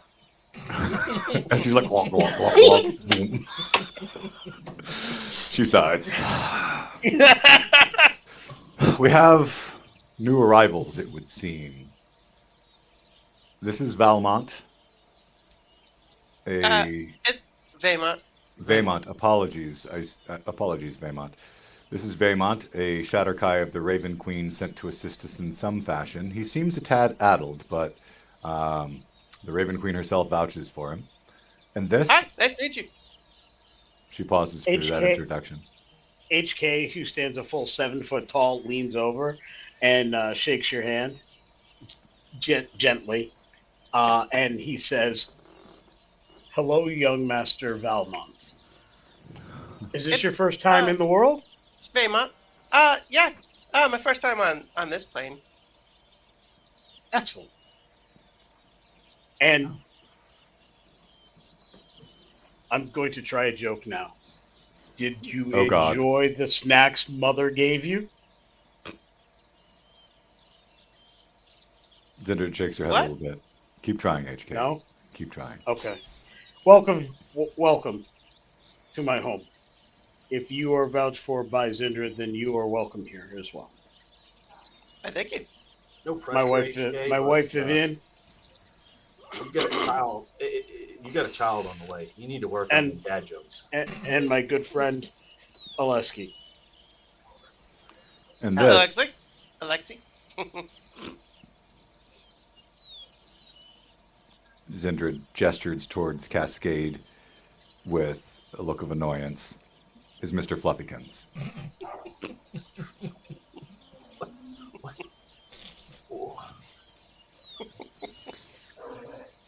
She takes a sigh.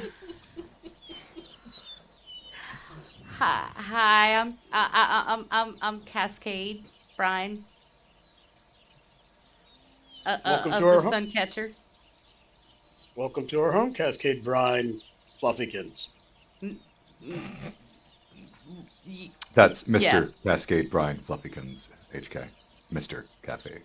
Apologies for the Cascade Brine. offense, Mr. None Cascade Brine taken. Fluffykins. Absolutely none was taken. Just a dagger Oh. from Shadow Smite, actually, not offense, was cast about. It was great. And she actually looks around for Shadow Smite, like trying to exchange a knowing smile, which she never does, but.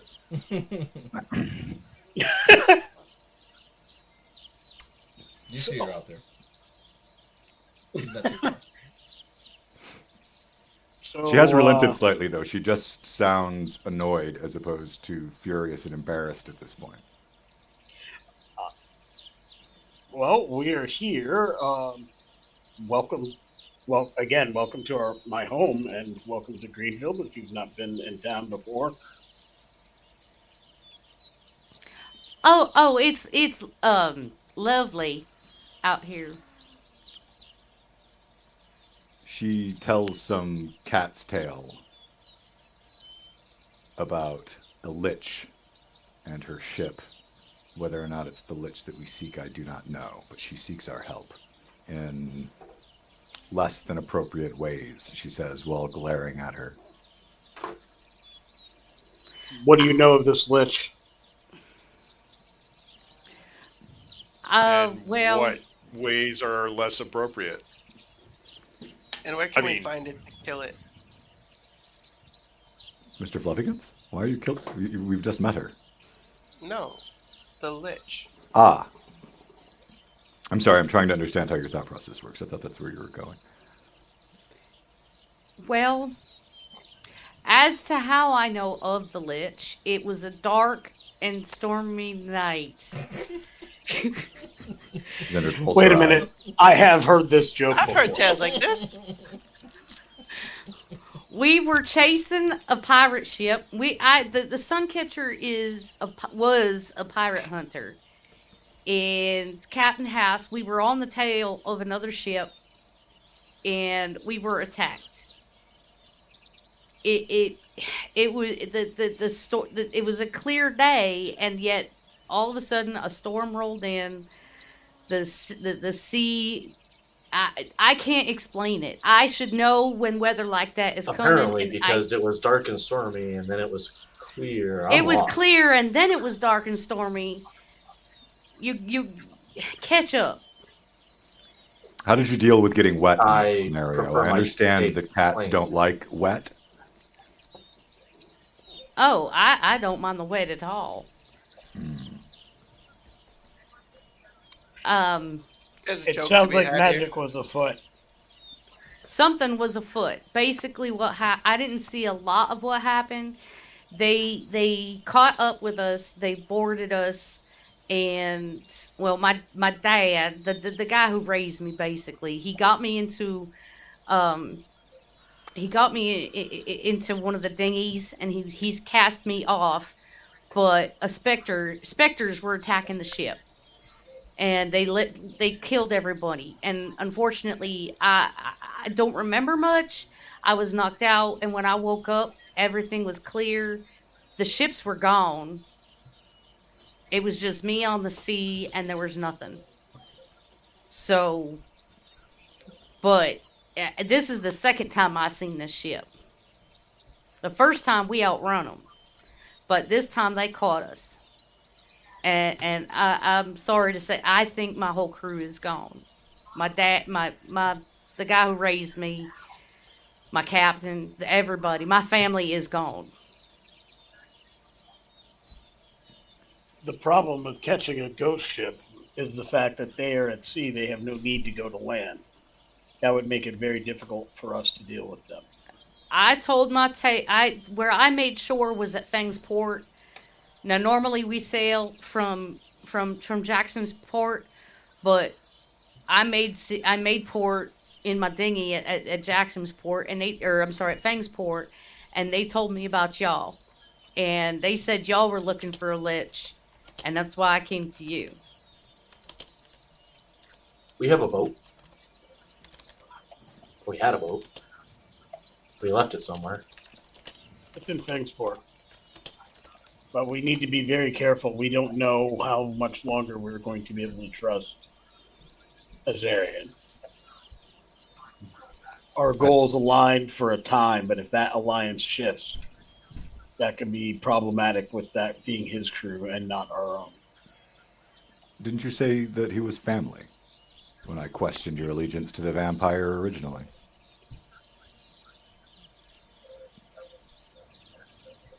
He is, but his goals may not necessarily consistently align with mine. At the time you asked, they did. Very true. The Night Court is similar. At this time, things may change. There's a reason why Vivian is with me and not there. No, indeed. I helped make that call, my friend, and bring her to you.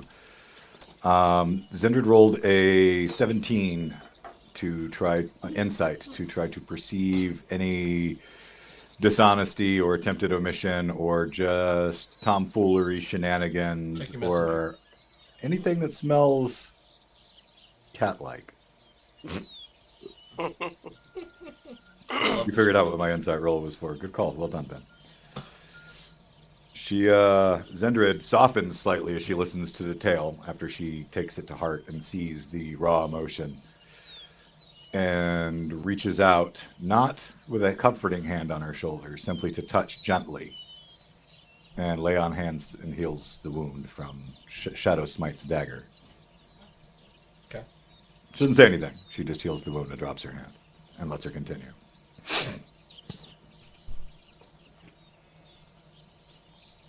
Thank you. I appreciate it. I'm sorry, I did not mean to startle you like I did. It just, you were meeting the other guys, so I felt that it was the right time to introduce myself. I just... You don't think the right time might have been, say, when you entered the living room this morning as a cat? Perhaps. Perhaps? Is that a pun? Perhaps? Maybe. Zendrid said that to you, like, directly, like...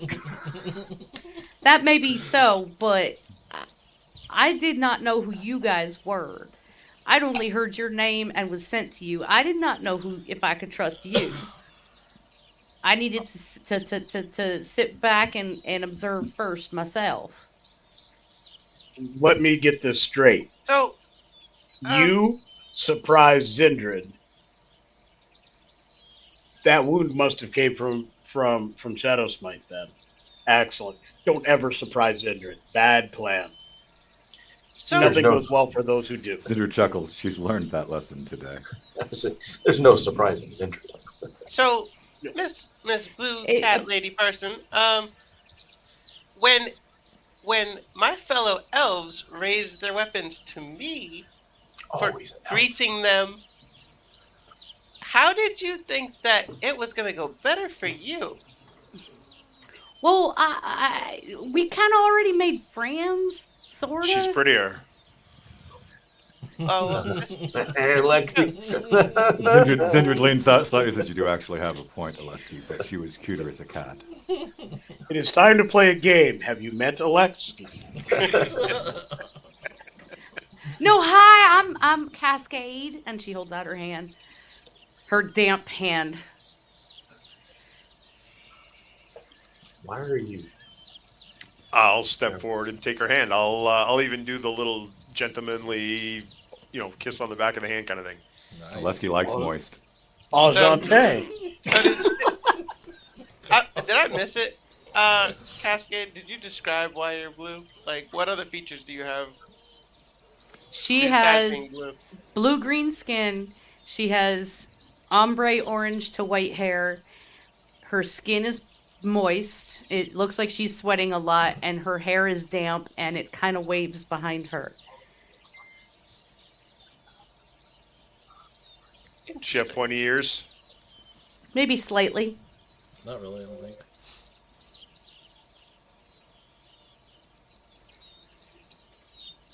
So, what are you? I haven't seen you before. Oh, I haven't seen you in Shadowfell. She's not a cat. No, I've never been there. I don't even rightly know where that is, to be honest. I'm a druid. That's what I am. I'm a druid. Oh, I know what those are. I get it. That's why you were a cat. Yeah, I like it. yeah. Alexi. Has he let go of her hand yet? Yeah, it was. Probably It was not. Okay. no. Because she was gonna, Please give it away. Okay. Alexi, HK mentioned something about you needing a couple of weeks. What's going on? I need to know more about what's going on with me. Before we left Fangsport, I mentioned that the devils had did something and gave me this armor, and we had looked at the sigils on my skin like tattoos. During the last fight, as HK and I were chasing Arturo, and we encountered the soldiers they had in the woods covering his escape. When HK and I fought them, I killed 2 of them after they attacked us, and 2 of the 4 sigils on my arms started to glow. So I'm concerned that was because I took their lives. 2 lives, 2 sigils. And I'm hesitant to see what happens when the other 2 start glowing. Is this a curse that's been placed upon you? I don't know. So I was thinking I needed more information, and I wanted to talk to. Apparently, his name is Zerial, according to the translations that we got from reading the sigils, and he is apparently in league with Heartmoor. So I figured if I traveled back to Fangsport and spoke with Heartmoor, I might be able to get a meeting with Zerial and get some questions answered. So I figured I need a week travel and a week back, but I don't really need to stay there long to hopefully get a meeting. You think you're I shall accompany you. I am a curse breaker, by the way, so, if there is a curse involved, I can help. I'd be willing to go with you. You think you have a curse? Not anymore. I don't know if it's a Mr. Fluffykins. That's why he calls himself Cursebreaker. Oh, you meant not him, Mr. Oleski. You think you have a curse? I don't know. I have. It sounds so bad when you say it. I have. It seems like I've been given a gift in this armor that I wear, but it also seems like there are strings attached that I don't know what those strings are. And I hesitate to pull on them until I know what they are.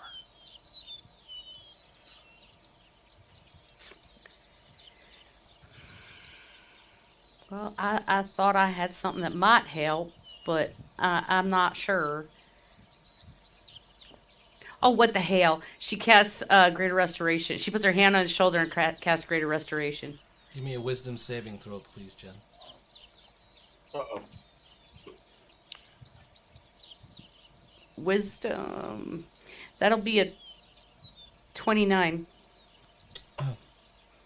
As you make the contact to restore what was going on there, you felt immediately a slight burning sensation as something was going to come back into you, like the way your body moves the weave of magic and the blessings of nature into Alesky's body. Something was going to come back at you, and you've never felt anything hotter. You've been near volcanoes and such. Nothing was as hot as this coming. You were just quick enough to shut it off, but you probably could have been hurt very badly. Oh, damn. No, I can't help with that. I'm sorry. I'm sorry, Mr. Alesky. That's beyond me.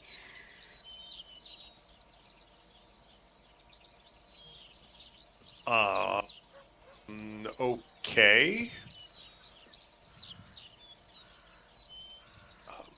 I'm not exactly sure what you tried to do, but there's probably several things that pull my shouldn't sword have out been. on that whole instance too. Just kind of what just happened. I'm sorry. I should have asked. I just tried to cure a curse, and I couldn't. He heated up worse than a freaking bull in the summertime on a hot tin roof. I could not handle that. It was too hot. How did you get the bull on the roof? I got nothing. I just pulled shit out my ass.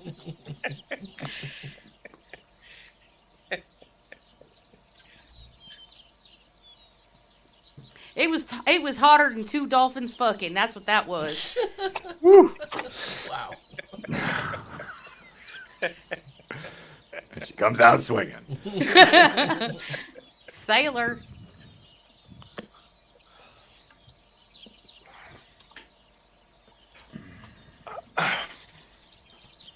Yes, please don't do that again. I will I won't. make sure. I'll make sure the Lady Mystic understands that you had no intention of hurting her. Oh, I didn't know. Dear, I apologize. I'm so sorry.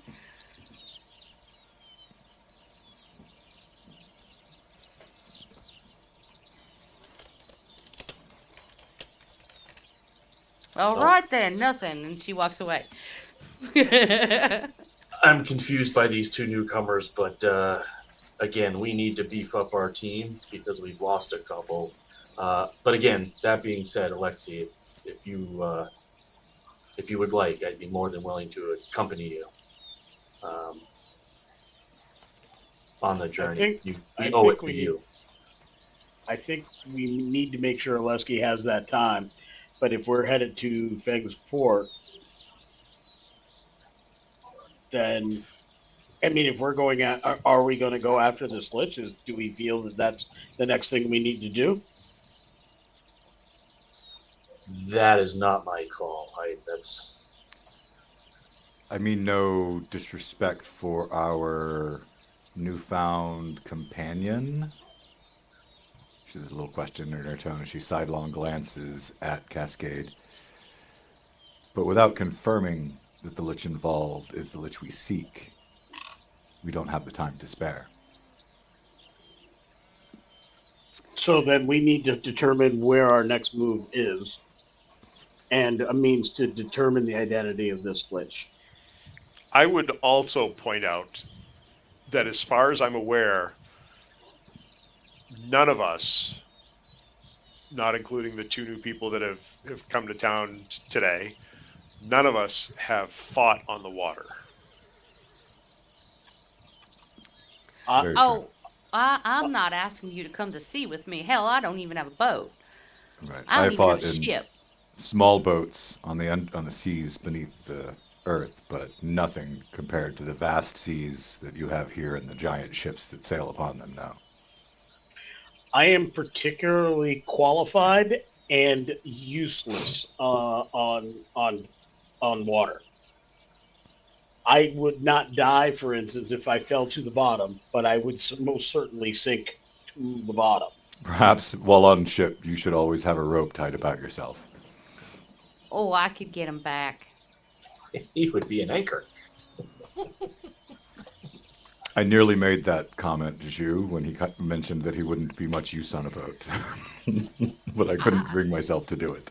I mean, the truth is, Which is unlike you not to make that comment. I don't need to breathe air, so I would survive, but getting back could be a very long and arduous process. For someone who not does with not me need to around. breathe, he is always surprisingly full of air. She leans down and side comments to Vaymont.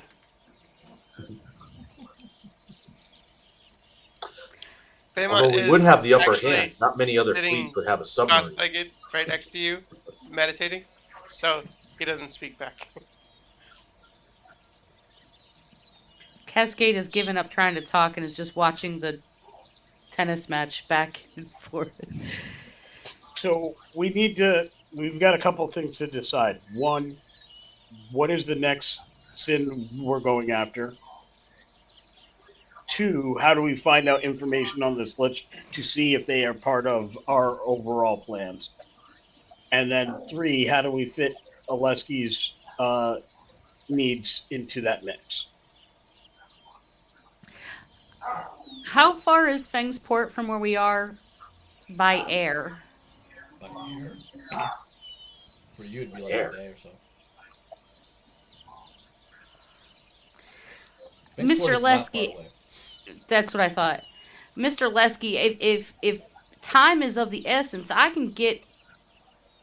Well, I mean, I could get us there in a day. You could do your businesses, and I can get us back within a day. Within a 2-day period. Can you take more than just him with you in this speed trip? Because I'll be honest, you just showed up today, and I don't feel comfortable with you just whisking away Alexei. I suppose. No offense. I understand. I truly Well, I do. I suppose that would depend on how much you trusted me. I could You've take. proven- I just told you how you've much proven- I trust you. That I don't could want take you. 4 of us. I could take 4 of you. Well, You've proven let me exceptionally rephrase. trustworthy so far. I could take 3 of you plus myself. But one of you would have to be very trusting. Zindra, you hear Rydelner's breath say, well, Alesky's been whisked away for more things. And on less important tasks. But I guess I leave this, Alexei, to you. Is I don't know if the journey that you seek requires you to be solo to speak with the person you need, or if we can accompany you at least to the city, and then we can let you proceed solo from there and just have your back. But I don't like the think it idea needs of to be anybody solo going in off any board. way. It's just the only way I can think of to make contact with this devil that I spoke to. I mean, he has a connection with Hartmore in some way, so I figured that would be the easy way to establish dialogue. But at this point, it's answers I need, or I think I need. Maybe I don't want, but it's certainly not something that has to inconvenience the group. I figured if we were going to be settled here for a few weeks while people got things sorted out, I would have time to travel there and back. Well, But if you we're helped going me to break. push on right away, there's other ways to learn.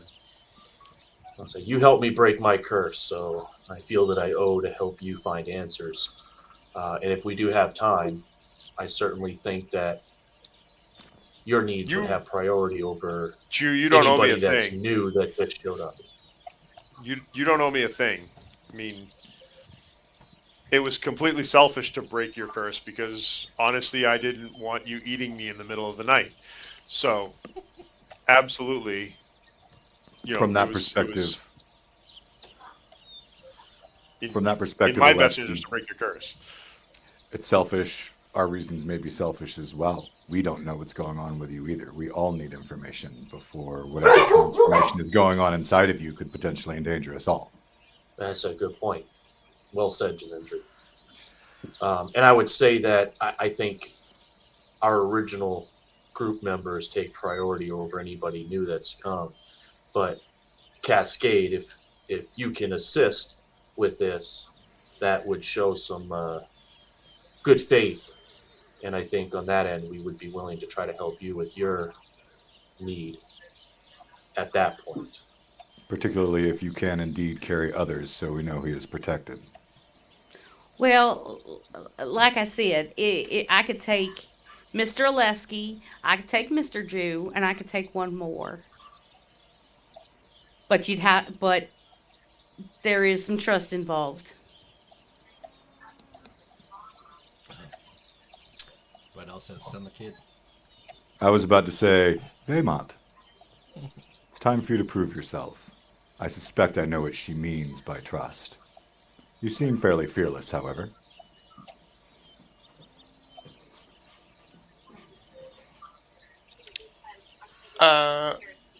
Okay, I'll stop. I would not Well, object to Zindred, that. If you don't immediately, Zendrid will put her hand on the hilt of her sword and sending into your brain, Vaymont!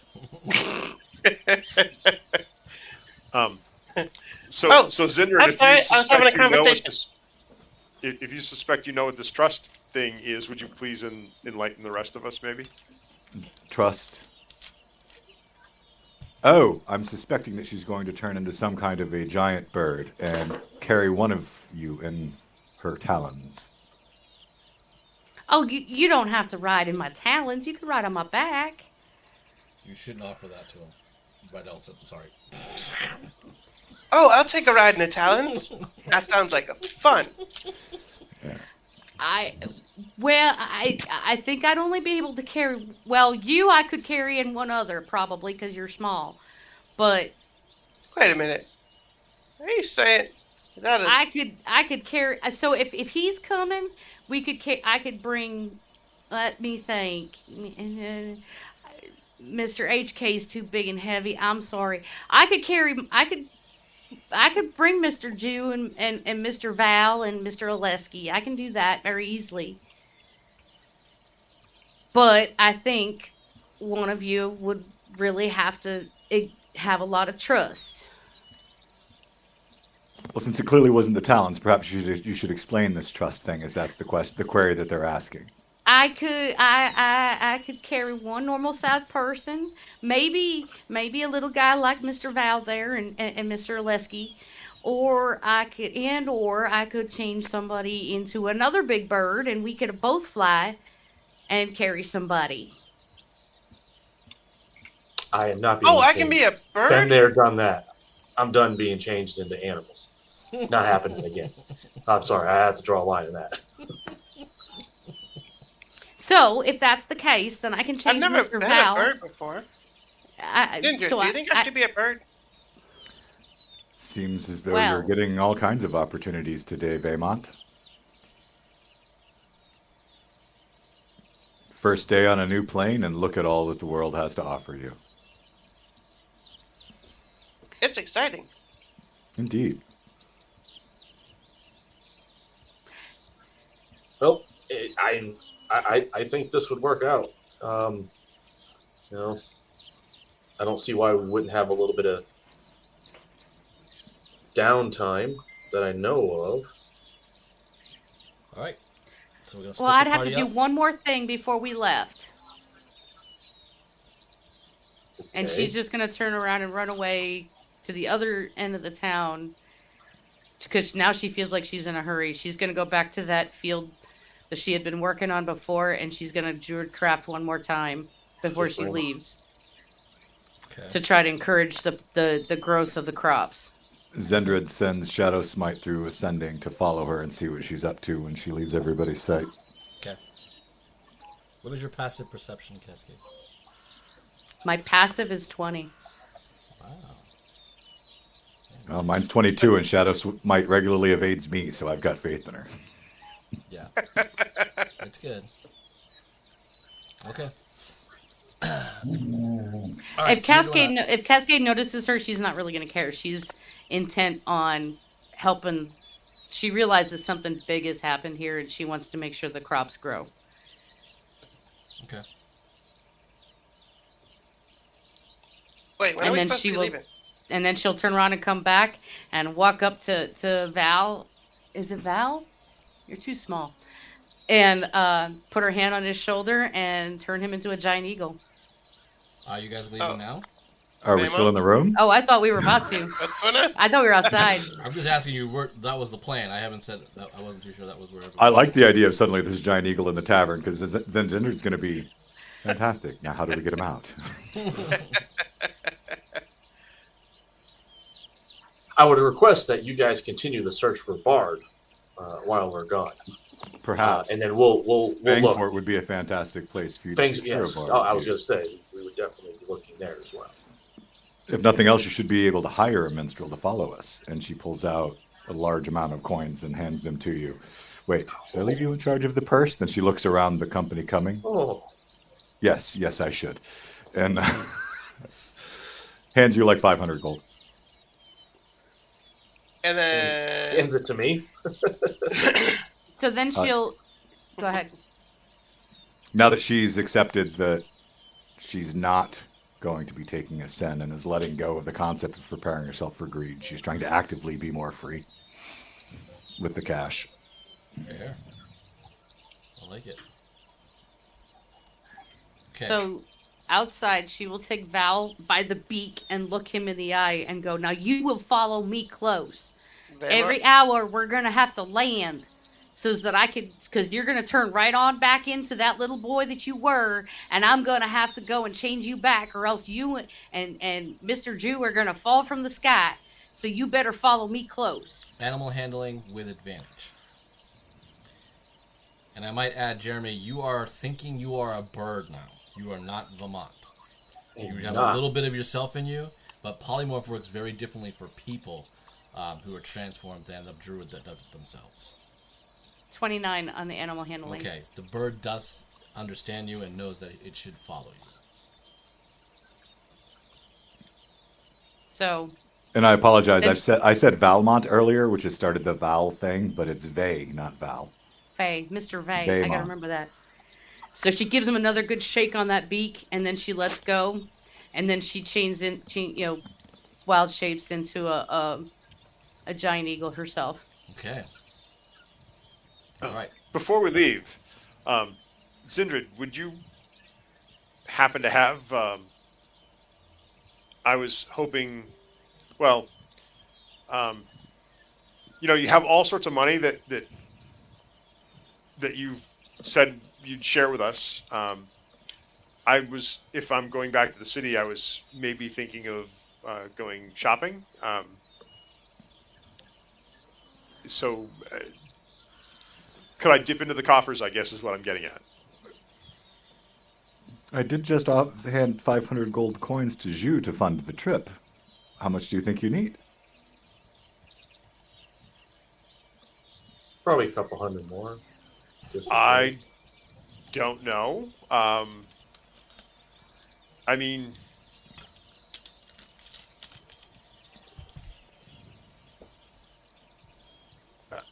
I could easily carry, I don't know, 1,000 or 2,000. So, the last time I handed you that much money, Oleski, you were whisked away to a strange viewing room in hell, where you came back as you are now. I think perhaps a smaller sum, just in case. And she hands you, 500, like she gave you. Wow.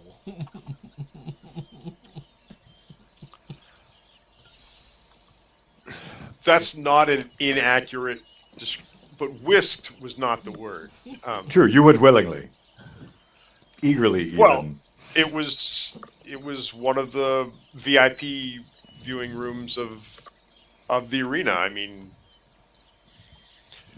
granted, they did not say it was going to be in hell or a hell, one of the levels. Right, Ghost, you can just say thank you right now, Oleski. I think that's what she's waiting for. Cascade starts tapping her foot because time's a wasting. She hands you a couple of hundred more. Okay. Well, thank you very much, and thank you, Rydell, for coaching me on the etiquette here. Don't worry, everybody. Alexi's going to be fine. He's He's very good with his money. I've seen on many occasions that he gives money to charity, and when she's not there, he usually gives it to Destiny. Cascade lets out a scream. An eagle scream.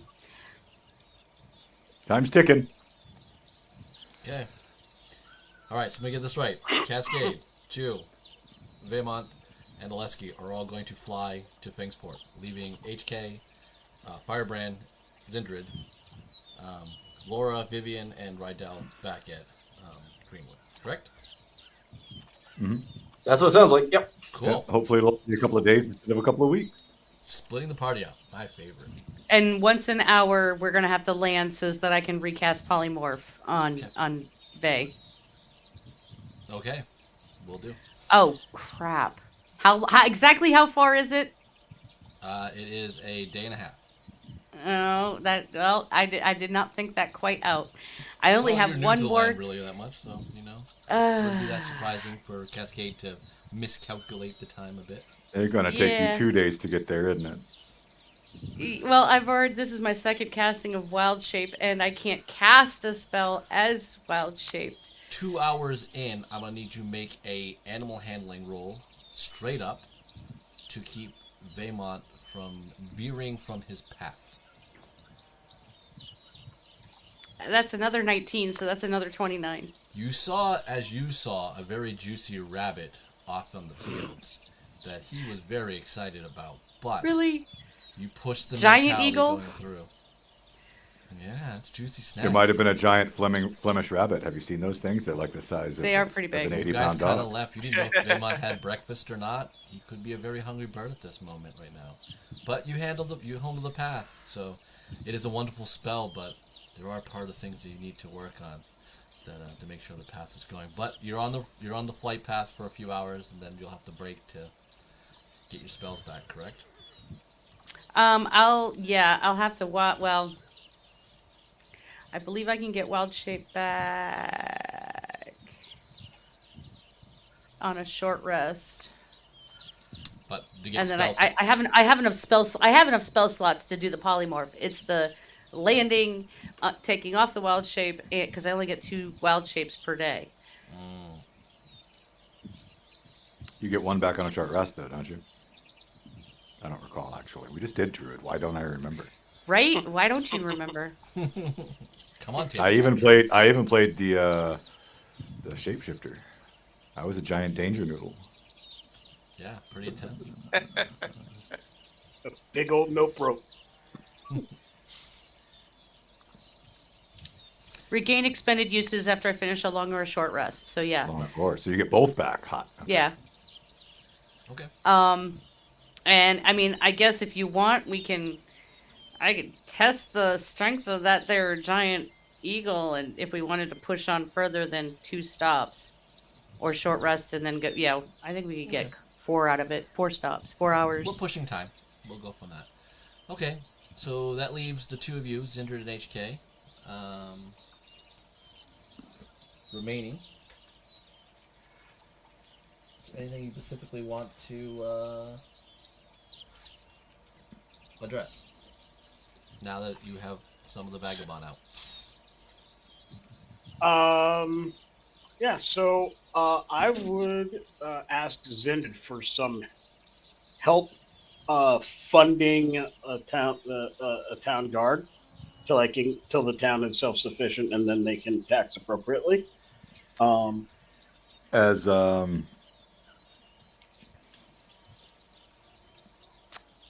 you bring this up to Zendred, she's going to reply with, as people come back into the town, HK, I'm trying to keep this more under wraps to start, but as I've come to realize certain things about myself and my future, I do not want necessarily to be responsible for this giant sum of money. I do not want the responsibilities. So I'm going to ask that you put out polite feelers, if you wouldn't mind, to see if we can find anybody from the town as they return that's good with accounting, a man of numbers, or woman, a person of numbers. I would like to inventory the funds that we have set aside a fund for the party and divide the rest amongst the party members. And it can stay in the vault, but then they have access to their own funds as opposed to me being the purse holder. We may have to speak to a blacksmith about building a vault. I'm not sure they have one in town. Oh, we have a vault still through Oh. Hartmore and their services that we can access. Okay. This is kind of out again because you would know it. They left us with the bag of holding portal that connects to a vault. So we've got a Harry Potter vault with a magic bag that gets us to our cash currently, unless they decide to throw us out. Okay. Then I will definitely add that to my list. Give me a history check, please. I'll give you advantage because you know the person. And if the entire party agrees to giving this town some money to help fund its restart, then Zindred will. But until that decision's made, so people are making choices about their own money, she tells you, unless the entire party agrees, she doesn't feel she can just hand out the money to the town. You're assuming nothing badly has happened. You do know, you remember the sheriff. Reggie Tumblebear was someone you had a good rapport with because remember you had a murder investigation you dealt with. He has his wife Penny, so those are two notable people that you would have established here in that aspect. The governor, the mayor, did have a secretary, Gina. That was also seems very heady of things that were basically going on.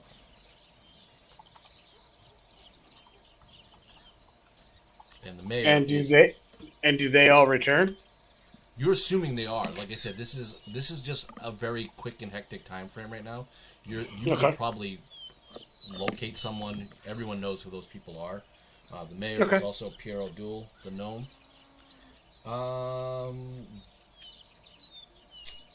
Give me another history check straight up.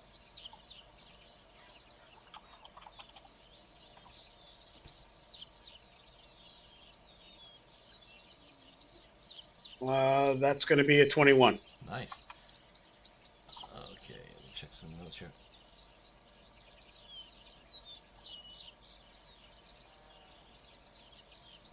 All right. Funny enough, you remember the mayor was a bard. That's how he swindled himself into responsibility of the town. That's funny as heck. On the upside, you didn't hear that. Yep. So that's what you know going into that, okay? What didn't I hear? Nothing? Nothing at all. Certainly had nothing to do with bards. But she also asks if you might have some time around your project to stretch the muscles and get in a solid weapons workout, as we have not had the opportunity in days.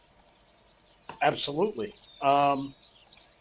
So I guess I'm not in this one day. There's probably not enough to get this started then, but there's a couple things that I was going to be looking for, and as they come up, I guess I'll just let you know what I'm going to be looking for. So as they happen, you can let me know. Adding to that list, finding an accountant. Okay. But definitely, does the sheriff return? Does the mayor return? Does Gina return? And also finding a midwife. Okay.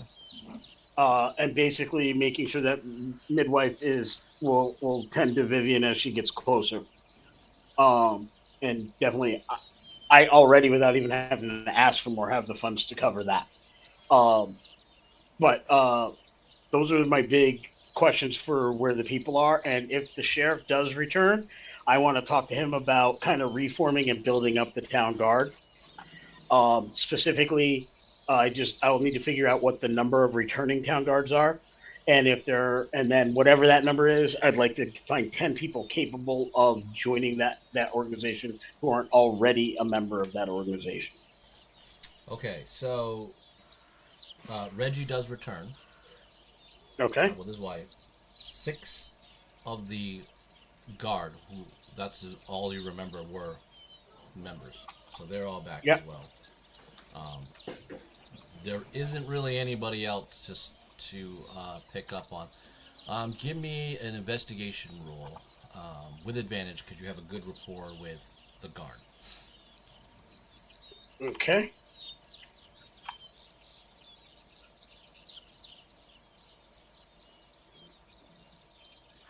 First roll's a 19. Second roll, a 14. So 19. Okay, so you know that the Warm Cloak, remember, was a house of a guild, if you now recall that. Now, remember, this was many years ago, where there was a affiliate of members of an organization that seemed to favor your involvement in the direction it was going in. That would probably be the only active recruitment that you're basically going to get. There wasn't anybody else in the town. Greenwood was a very peaceful. It is also why you had to stop the murder, because they didn't have anybody capable of that time. And again, this was a long time ago, not only for you as personally as a player, but as your characters had to deal with this. So you were very young and didn't have many of the abilities you have now. So you can imagine where things are. All right. They're more than happy if you want. How would you talk about the money though? Now, if you're going the account wise, are you saying that you have access to this vault of coins at So I guess looking at what it would cost to hire a guardsman for a length of time, basically, I figured their weekly stipend. Like, what would that be? I mean, easily a gold would handle one guardsman per week. Okay, so and that's paying them handsomely. So I have in my personal coffer, like my own personal money, I have enough gold to cover. If there's 16. Okay, before you go guards. into that thought too far, just because you've been around the Obsidian Raven, Laura, as much as she sort of despises you in some aspects, she does have an uncanny respect for you as well. As you kind of like in your place in garden, she pretty much will let you know if you've been given a docile to basically to be at. More than likely, you are in some aspect could be in some form of the nobility here. Now, she hasn't anything about my lady because she doesn't think her lady Zindred wants to remain here. But in the same essence, you could make this an extension of the first house, and an extension of yourself. But you could also, if you want more, make that claim. And I think as you start to hear that conversation, that starts to really resonate out of your soul. That, this is where a Greystoke is going to play title to. So that would mean difference in the terms of what you've already been promised and been given, to changing that to what could be an expectation of duties of the people of this land. So I definitely want to do that. Like my goal, like I said, I was laying claim to a place and to have it built. And my goal is to drill and build up a unit. And I would take that group. I would take, like I said, 10 from that group that I can recruit, as well as the 6 that return. And I would put them through the paces to figure out how they need to shake up and who's in charge. I would ask that Reggie stay on as sheriff because he needs to handle the legal things. But as far as the training of the guard and control of the guard, at this point, I think I've proven that needs to come to me. Okay, so what? And Reggie would effectively be my second or seneschal. Basically, he's in charge when I'm not present. And then whatever taxes would normally go in, I would supplement that to make sure that these guards are paid that amount, and I have enough to keep us going for a couple weeks. Okay, so to start with while we build up other things. Reggie will be yours, so he is definitely now in loyal to you. You will only get the 6 men. There are no 10 people to recruit, is what I'm saying. They're just that. But before I go too far, lost in the thing, not too far, probably hasn't just left yet, was Iron Hand. So, but you remember, he has loyalties, or was sort of bought by the vampire. But he was sort of owned by Frog and Slate, but he's a person of coin that could be manipulated for some type of service for a time. So I would like him to stay on, and basically to help get this place up and running. He'll stay on for 200 gold coins. For 200 gold coins, I'm going. How long does that stay on? Is that like several months? He'll stay on for 1 month.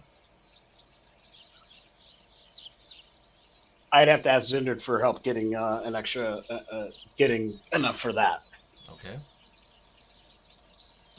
Now that you know her plan, and knowing that there's enough money in there to easily cover that within your share once we have an accountant, Zendrid will say, I will happily front you funds that will be deducted from your share after the math is done, my friend. But at this point, since I've decided to let go of these purse strings, I'm honor bound to make sure that it goes as fairly as possible for all party members. Do you feel there would be enough for me to be fronted 500 gold? Easily, my friend. Okay. I could front you 1,000. Why don't I do the 500 so there's not so much gold that it becomes a spot for people to try to steal? But I will definitely provide Iron Hand with the 200 he needs for the month. Okay. And basically, he's going to help us drill and train, and I'm going to hire people to build palisade walls around my property and the sheriff and the stockade and the barracks. So those are 2 fortified locations. Okay. After she listens to your plan a little bit, Zendard actually says, this town's fate does matter, and it matters deeply to you, before the split. Hire him for 6 months. Have him train the guard and lead them and train his own replacement. Excellent. Oh, shit. Okay, so Iron Hand's going to remain for 6 months. All right. All right, so we'll leave that. 1,200 gold, so... Okay. Yeah. But yeah, I don't even have an exact number. What we've gotten in terms of money... is a lot. Is a small fortune, a couple of 100,000 gold is the best description that I've got in a giant pile in a vault somewhere. Yeah. All right, so we're going to go from there. All right, Jew Aleski, you will have a campfire scene as you've been in and out. And you've brought people along, but the two of you have 2 new companions. So you're sitting by a fire, pretty much easy enough. Moving on to Fingsport. Is there anything you wish to discuss during that time frame or reveal as you guys are preparing your return to the infamous city? So, Cascade, Vaymont, what experience do you 2 have in battle, if any?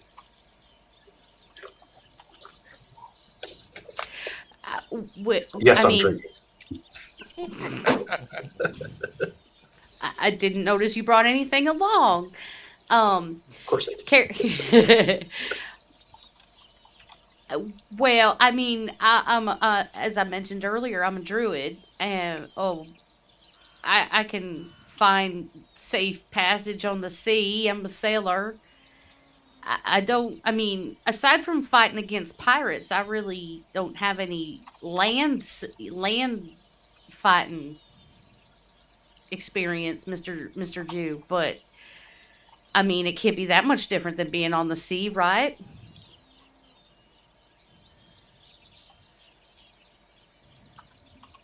We wouldn't know. We haven't fought on the sea. I mean, you cast a spell, it goes over there, it explodes on the ship. You turn into a shark, you eat the enemies. Yeah, I mean, I don't cast spells. I stab stuff. A lot. oh, I can do that too.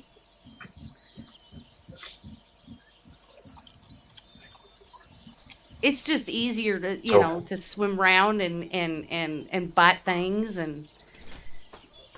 Hey, I mean, 8:30, bedtime. School. why do you have to do a whole lot of swimming? I mean, you're flying, or you're a bird. Well, I was today, but I mean, in a sea battle, it's just as easy to let my compatriots knock sailors off of a ship, and then I'm a tiger shark underneath the water biting them and killing them so they can't fight. Well, okay. So you've eaten change people into before. More than one animal. I have not eaten anybody. I rather don't like the taste, if I must say so, but I have bitten, yes. Okay.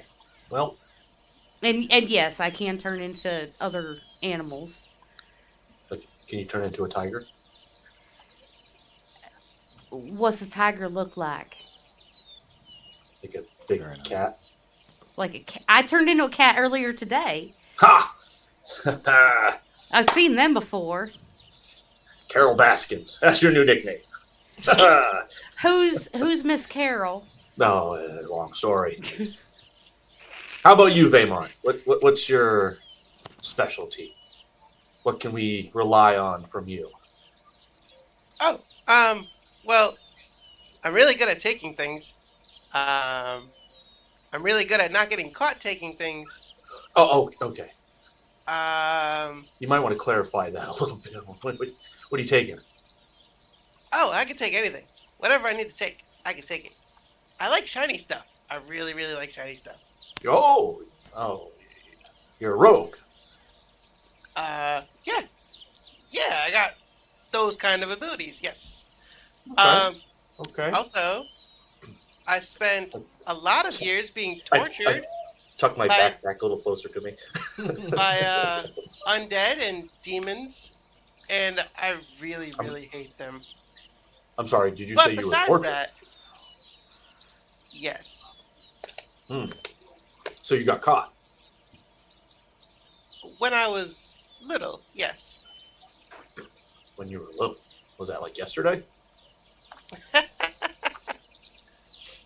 He's funny. Well, I mean, you do look rather young, Mr. Vay. You do. Well, that's just my devilishly good elvish looks. Okay. All right, you guys doing watches? Sure. I will take the graveyard shift since Vaymont doesn't like. I'll take the midnight to like 4 a.m. or whatever. Okay. I can take first shift. You got first, Vay? I can take mid Second, since Alessi? I don't have to sleep a lot. Man, I miss. I'll having just be up for a entertainment while. around stuff like this. All night? Yep. Okay. So, Cascade, you got the first watch. Give me a perception roll.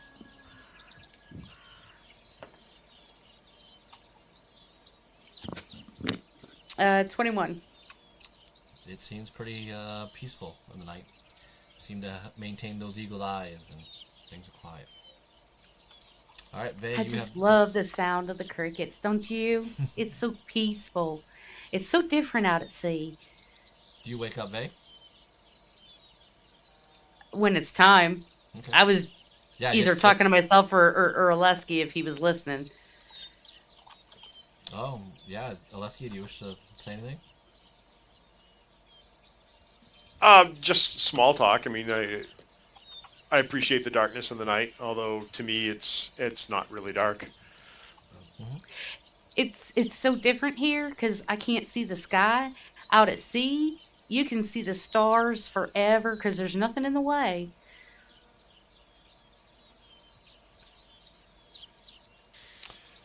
Well, they're still there, I assure you. So just because you can't see them doesn't mean they aren't there shining their light upon us, such as the light of Apollo. I mean, I'm not that naive. I know they're still there. There's just trees in the way. I was just using it as a metaphor for knowing that there are things out there that are still there, even though we can't glimpse them at this time. That's true. That's true. All right. Your watch is over. Do you wake up, Vay? Yep. All right, Vay, you wake up.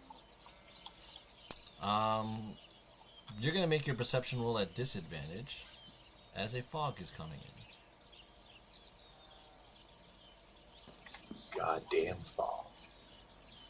Would Cascade have noticed the fog before she went to bed? This is a couple hours after you're sleeping. Okay. 28. All right. You do not see anything that seems to disturb the night, except Oleski sitting amongst you. So what's your story? How do you know I it's don't Indrid? Well, I don't know that's a story. I'm certainly not a good storyteller. We met Zindrid when we actually encountered her cousin. And instead of fighting to the death, we gave him the option of an honorable surrender. And through that honorable surrender, we then realized he could be trusted. And after a time of adventuring with us, we returned to his family city, where he introduced us to Zindrid's mother and the rest of the noble family of the city. It was fortuitous of us to make that friendship with Eben. And after a bit of adventure in the first house of the Drow, Zindrid was tasked with joining us to go further out into the world and continue the efforts that we had started. So she joined us because we treated her family with respect before we got to her city. Oh, wow. So this has been quite a journey for you. A world and a lifetime away from home, certainly. Me too. Me too. But I'm excited. I understand you're an elf, so it really hasn't been a lifetime for you. It's barely a day and a half in your perception of time, right? Well, yeah. But I'm looking forward to what's to come.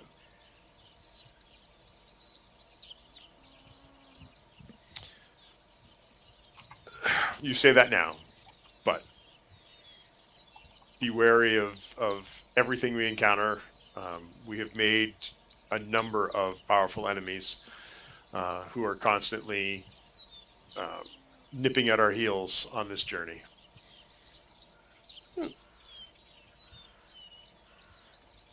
All right. I'll make sure to ask either you or Zindrid if the people that we talk to are our allies.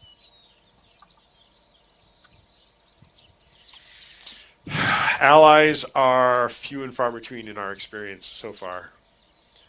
But the ones we have been unexpected and came from quarters where we wouldn't have even thought to find them. Such as the Shadowfell. Oh, I was just going to say, like, other planes. That's great.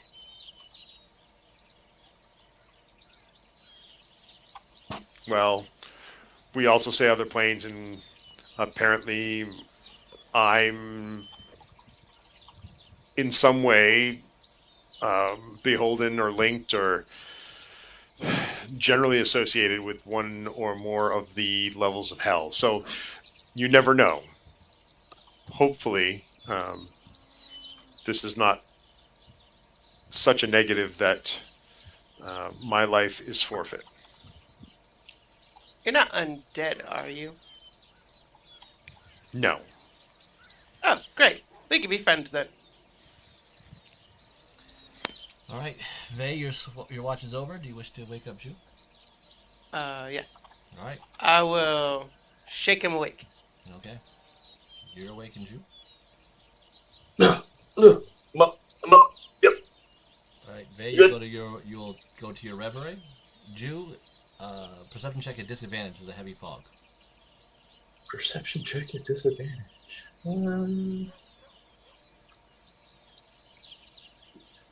Da-da-da. Both horrible rolls. A 7. Cool. You don't see much.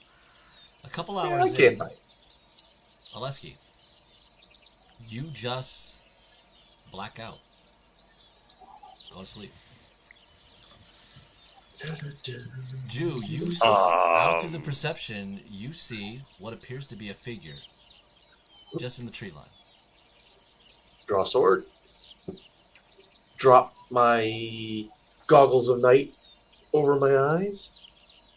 Who goes there? The figure seems to be slim and seems to be beckoning you, but you're not able to see, but it does look female. Identify yourself. I'll walk forward a little bit. How far out? It's probably, the figure is probably, the woman seems to be like maybe 30 feet away, so you were 10 feet, now you're 20. It definitely seems to be you've heard history or stories of Dryad. It's some type of nymph of the woods, and she just seems to be like telling you to come into the woods. You don't feel magic on you either.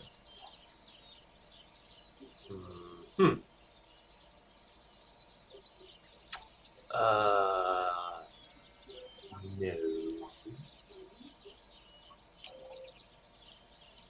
I am not getting lured into a trap.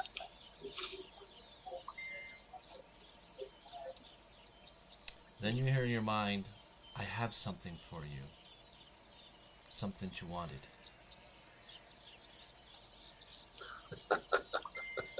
I'm sure you do. No. What is your name? How did you find us? You called. Who called? You called. You I wanted called? something. We want to help. Was I talking in my sleep? No, it was earlier, before. You mentioned how you and Oleski were close. We want to help. I have something for you. Do you wish not to see it? I am unarmed, and she seems to have no weapons. Why can't you just tell me what it is? It's better if you see it. It's not too far Uh-huh. from here. You wouldn't believe me. It is better seen. Yeah, you're right. You can tie me up if it helps. Don't believe you. And you must have me confused with Alexi. I don't think so. How far am I away from everybody else? 10 feet. All right, I'm gonna. If you lose this, you'll be endlessly sorry about this. With that, you need a wisdom saving throw at disadvantage. Great, my -1 wisdom. Come on, 2 20s. It's not a 2, that's a 3. As you turn, hearing that, it would be interesting to have what could possibly be a treasure to yourself.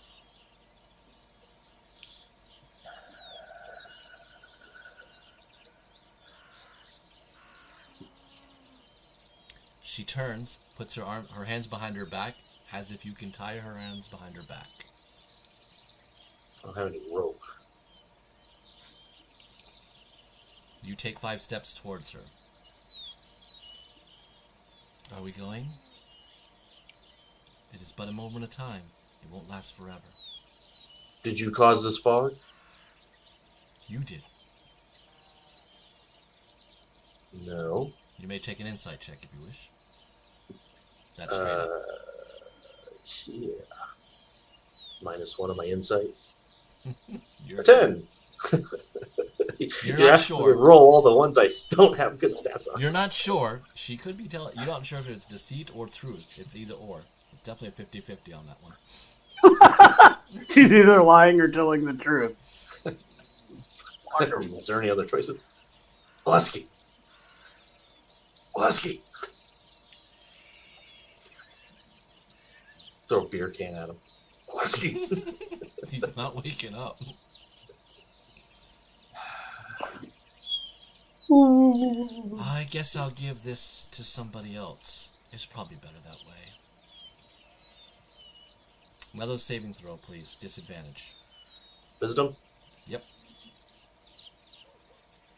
There's a nat 20 in there, but the other one's a 16, so 15. 15. You can think about this. I don't...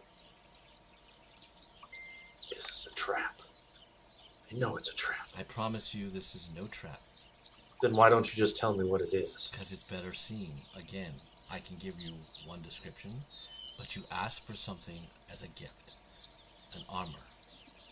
Magnificent. I didn't ask for anything. Actually, you did. I have what I need. It was I came with my friend to take on a... No. It's a gift. But if you want to refuse the gift, it will be noted. So let it be noted. Very well. She's going to step into the woods. Take one last saving throw, but this won't be at straight up. No, not disadvantage. Jesus Christ. The fact that you're about to lose a treasure is too much. Okay. You say wait. Wait.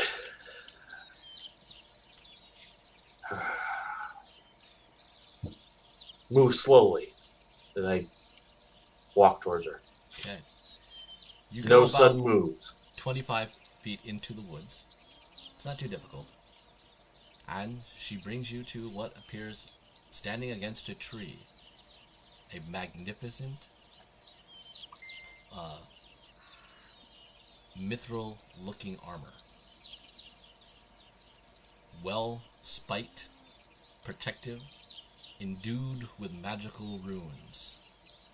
And you know it is a very, very protective set of armor. Beautiful beyond anything that the rest of the party member has. May you please now make another wisdom saving throw at disadvantage.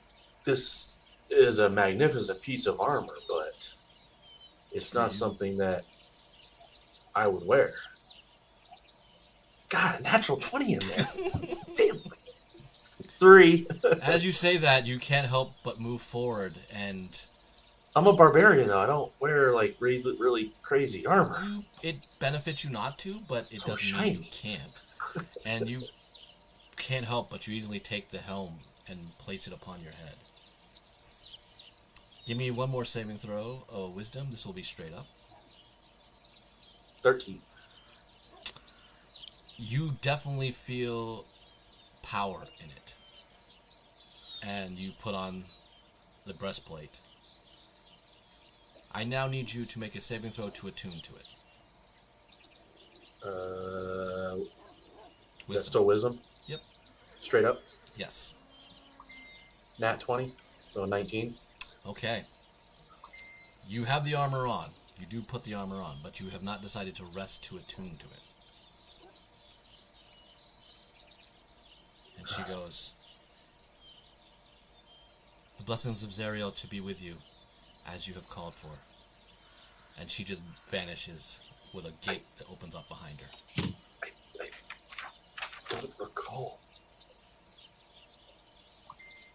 I don't recall asking. You feel good about yourself, though, because this is So shiny. an amazing armor. This is full plate mail armor. And it is light as a feather. You have no problems with your movement. Light as a feather, stiff as a board. You're lucky again.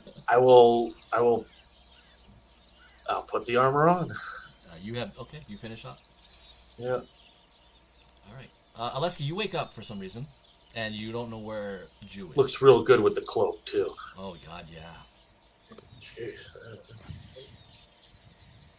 And the fog is lighter, but it wasn't like it was blocking your vision anyways. What happened? Why did I fall asleep? Huh. I haven't done that in months. You hear, again, it wasn't me.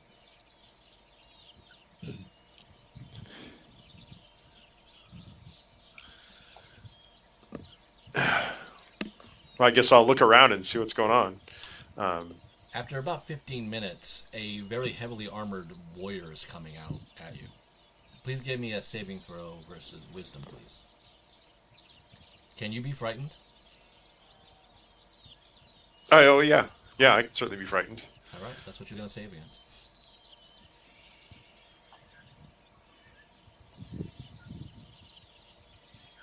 15. You pass.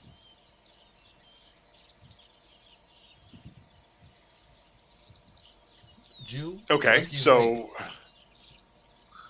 Lexi. We've Jew? been... Use your Batman voice, Rico, please. Use my Batman. Where's Rachel?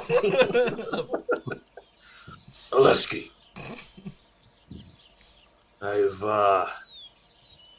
We've been blessed with a gift in our journey. This might end up being quite the little adventure for us. I feel good. I think you're going to find the answers that you need.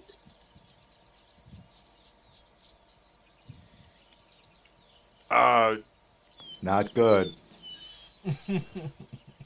No, it's great.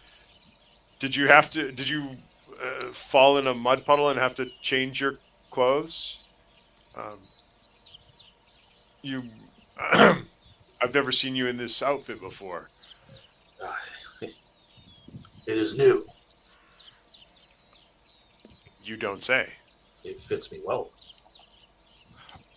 I cannot disagree with that. It seems well made. Not that I'm an armor smith, but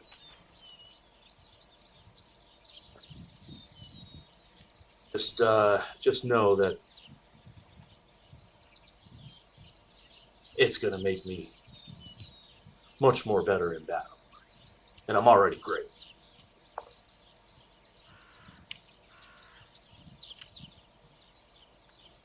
not an untrue statement either. Well, unfortunately, yes. I seem to have slept very well. How long have I been asleep? Well, all is well. It's been quiet. Had a little fog roll in, but wasn't the fog that we've encountered in the past. It was just, I think, just the weather.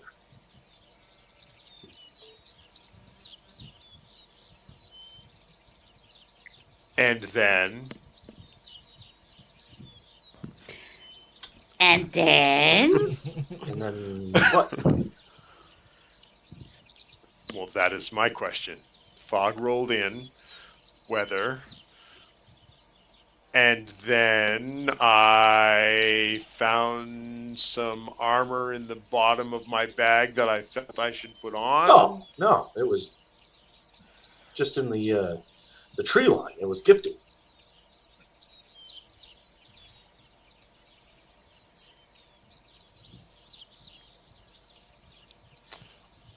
I'm not Someone sure by you the name of understand in this word that you're Spero using. said it was a gift for our journey. It's a good gift. I like gifts. Oh. Do you recall... Are you envious of me? Oleski, what is your passive perception? Passive perception? Just 11. Okay.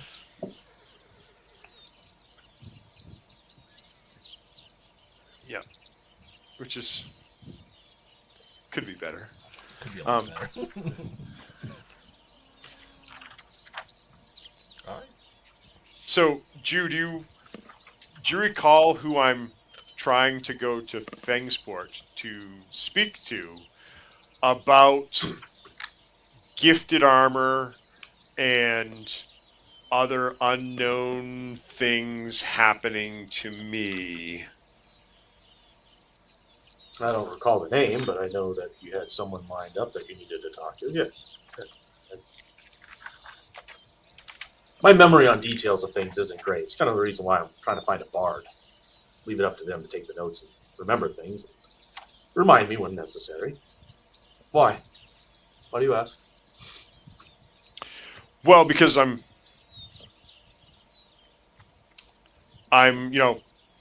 maybe a memory enhancer type thing would work. So the person I'm going to see, their name starts with a Z and rhymes with Ariel.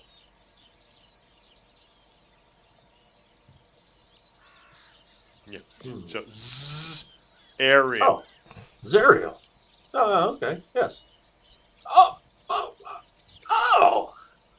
Well, they must know you're coming.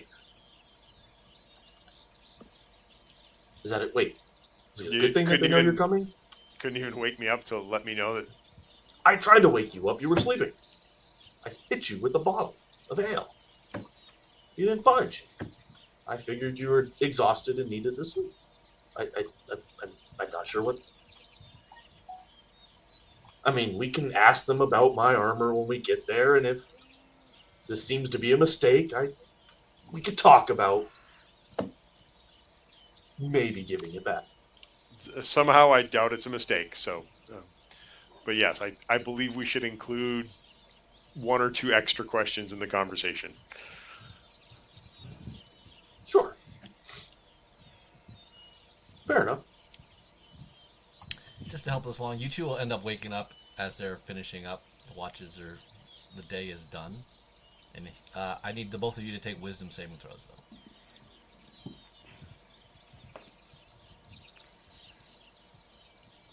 The two waking up or the Yes. two that have been talking? The two waking up. You're waking up. 25. You're good.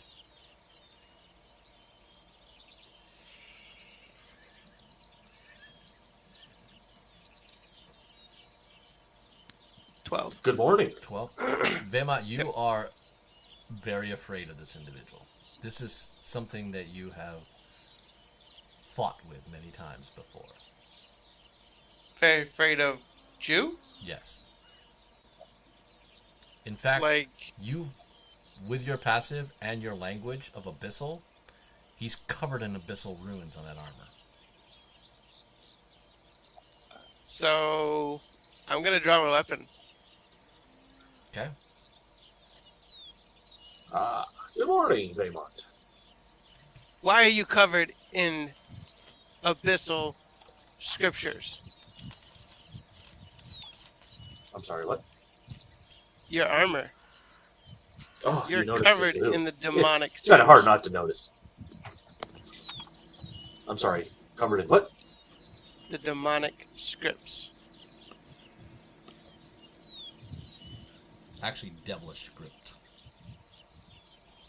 Oh. And you also pick out a link to Zariel. Well, this was gifted to me while you slept. By who? Zariel. You should take that off. Oh, not right now. I just talked to Oleski. We're gonna continue on, and when we get there, we'll ask about the armor and see if it needs to be returned or what the deal is. I think you should take it off now. I'm going to crack my weapon against the ground. Well, hold on here, Mr. Mont. What Are is you going on? You need to explain what's wrong. challenging me, son? There's nothing ever good that comes from demons and the undead. There was no demon. No, he's not challenging you. Got his weapon drawn, and he's young wielding it in and a threatening manner. I mean, he's young and foolish, and he's not challenging you. okay, Isn't that right, Mr. Vaymont? just making sure. If he's in league with the demons, then I am You're envious. definitely challenging him. You're envious of the armor. You would like armor of this caliber for yourself, understandably. When you yourself become a champion and have won many battles, things like this will come to you. Yeah. Mr. Oleski, should he take that armor off?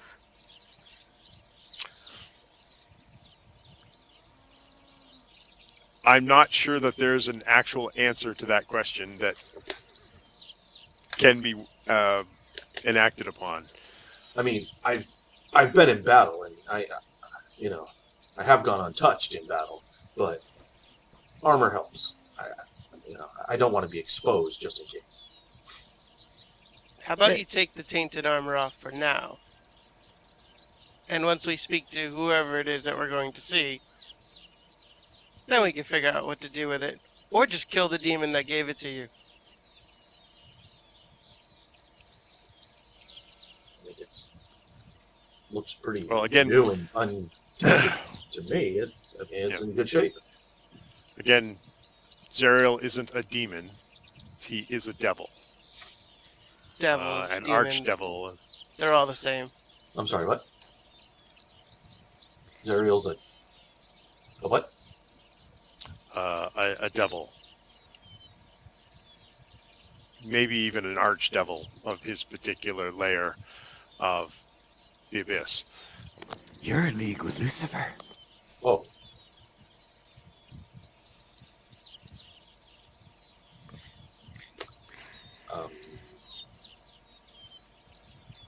And this trip was to go speak with him, which you knew about before you joined us on this trip, Mr. Vaymont. I did not know that we were going to see Zariel. I was meditating when this whole thing was discussed. But if we're going to kill a demon, that's fine with me.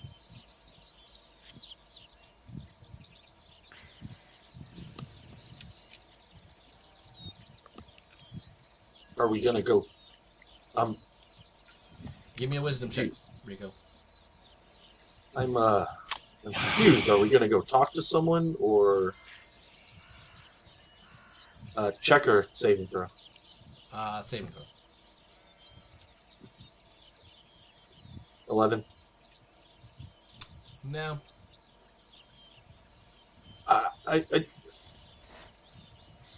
Mr. Lefty. Let's continue on our journey and get to things forward and find who we're seeking and get this all cleared up. I assure you, Vaymont, I'm fine. Things are fine. No need to draw your sword. Mr. Oleski, should he take that armor off? I can. She's quietly saying this. I can help. I'm not taking the armor off.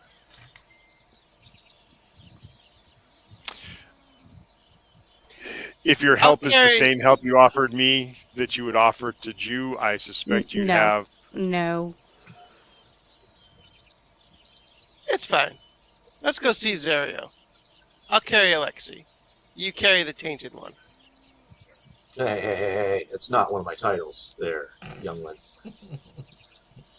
Better watch your mouth.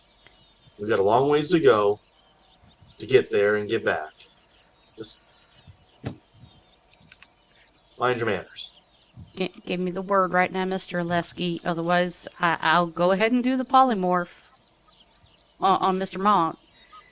Actually, Mr. Vaymont, why don't you return to Greenville and aid in the efforts there? That sounds like a great idea. Thank you, Alexi. I shall. Okay. So you will move on.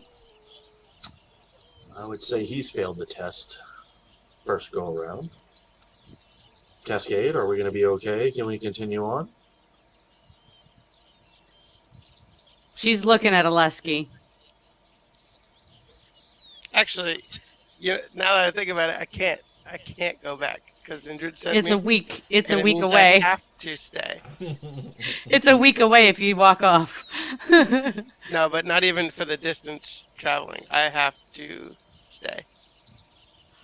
Okay. Especially being more adolescent of mind, I definitely have to carry through with this, despite the fact that right now I want to kill you. Sure. Roles are reversed now. Now you're not cool. Well, I think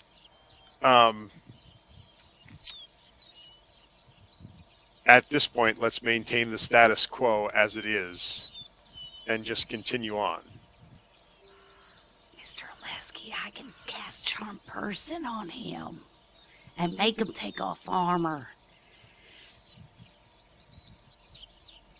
I don't know if that came through.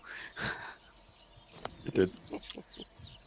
Then you could also do it to somebody else and make them be happy with the travel. Well, let's not, because we are Okay. ostensibly a party working together. Okay. So how far out are we from Fangsport? You're another day when you'll be there with the flying. Okay. Then I'll And cast why don't- Polymorph. Go ahead. Something that you will have picked up, that you probably naturally actually picked it up, is that when it comes to the undead, devils, demons, Vaymont changes the way that he thinks and talks about them versus the way that he normally thinks and talks. And you're also picking up that there's something influencing Jew from the conversation you had before. He was very happy-go-lucky. You've never seen him mentally disrupted. But again, there's also, you did get sent by the Raven Queen to know that the sins that they're collecting have effects on the persons holding them. So This is not the same person many moons ago. He's having things that he's dealing with. So you can kind of, with your youthfulness, sort of be tempered by the fact that there is magical influence, and Oleski seems to be heading in that direction to resolve something of that capacity. So you definitely sense danger, and you're hyper aware, which is awesome. But again, this is something that seems to be in play because he doesn't seem to be hostile. You don't sense anything out of you guys. In fact, I will say all of you feel safe around him, which is very odd. The armor is comforting. But Yeah, I guess it's not really Jew that I want to attack. It's actually the armor. Yeah, but he's still part of what his attitude and demeanor. Your basic insight gives you the sense that he seems to be a stalwart defender and friend to you still. So that is something you're going to play out. All right, so we're going to go from there. All right. So Alexi will ride Jew, and Vaymont can ride Cascade, and we'll keep the balance. Okay. Oh, we're switching out who's getting polymorphed? Because Jew was adamant about not being polymorphed earlier. Oh, right. Yeah, Jude. Okay, so I'll carry Alexi. Yeah. And you carry Jew. Okay. Okay. All right, back at Greenwood. You have the townspeople are coming back. It's almost in full blown after a day. People are starting to they've cleaned the streets. There's enough bodies to do that. You're beginning to do building of your home, repairs to the other places from the fireball that was thrown around by Kiziata. I do have to ask, I kind of also help remind me, what did you just let Kiziata leave? She's another name from your battle. Lee, I can't hear you. We did. You did let her leave. Okay. Zendred healed her after the battle, made sure that she survived, and we spoke. And she was given her freedom in the end, though we were asked, because outside of its influence, in theory, she would be different, is what we have seen. Yeah. Remember, she warned you about what would happen, and now it seems to be fruition. You definitely have some issues with the Fate Court, because you've now lost 4 members to absolutely loyal bodyguards have now abandoned you guys. So there's something to that. And we got one tiny scarred little elf in exchange, in terms of perfectly loyal bodyguards as opposed to shape-shifting, untrusty. Okay. So Zindred, is there anything you particularly, because HK's got manning the defenses, he's got 6 men and Reggie helping him in some type of semblance of the guard, but it doesn't seem to be a whole lot. You will note that you probably could find better people in Flowerdale. There seems to be more akin people there that would be more likely to help. How far away is Flowerdale? That's about 2 or 3 weeks of travel that way. Lee, can you give me one more history check? Absolutely.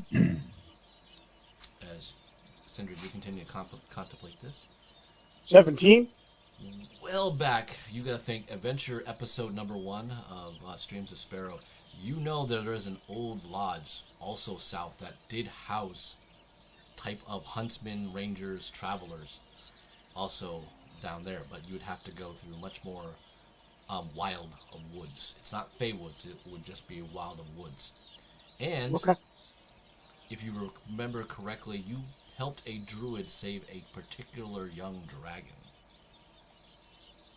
So you do have some bit of allies. Ah. But in Flowerdale is Aurora, which you remember Aletsky has been befriended, and that she is a powerful priestess of Apollo, one powerful enough to make a temple appear out of nowhere. So these are some of the names that are there beyond what you already have friends going to Fangsport, but that's what is around you, save from the once fake court that was yours.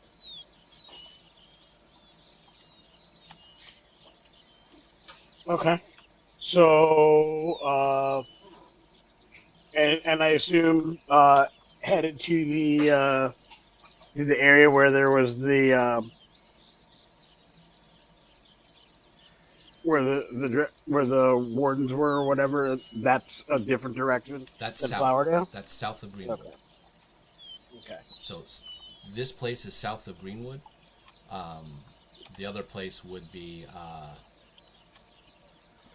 east of Greenwood. That's where Flowerdale is.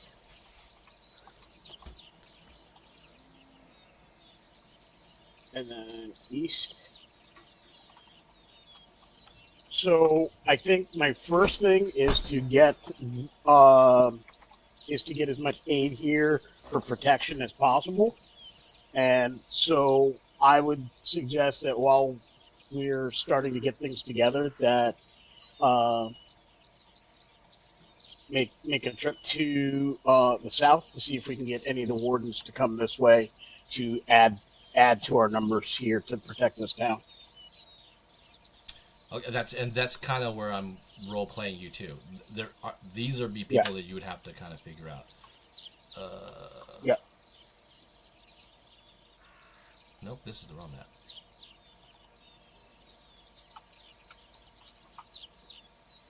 Yeah, we're not there yet. Nope. Not there yet. Here we go.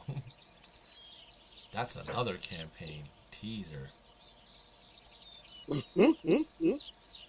There we are. Alright, let's move this over here. Alright, so up right there, that little building, that place there, that's where Greenwood is. So right west is Fangsport. Nudged in that little part of the mountains right over here, that's where Flowerdale is. So you can see it's a bit of a travel through the woods. And then way down there, that where my black arrow is right there, if you highlight that little building right there, that's where that lodge is. So that's a travel a ways. But there's a lot of the woods. Okay, so that's not a quick travel. That's going to take time. But it is again more type of people that you're more accustomed to and you have met. You would have to go back and look, but they were some of your first people. Okay, so next question. What is this lodge right there in the woods? Like, what's that area? Hold on a second.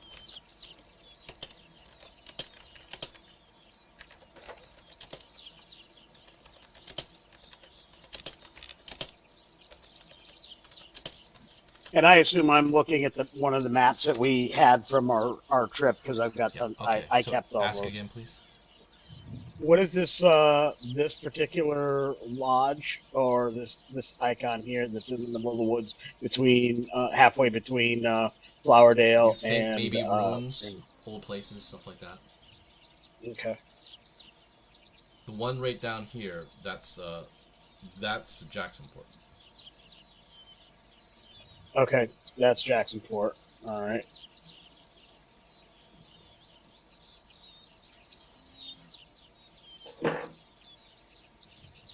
All right. So I guess we are pretty much in a holding pattern. I would not engage in any trip that would take me longer than I expect them to return. They said a couple of days, so I wouldn't do anything that would take me longer than a week to get to. Okay. But I have no problem putting together some kind of document asking, and I will ask help from the mayor's secretary if she has returned, and if she has not,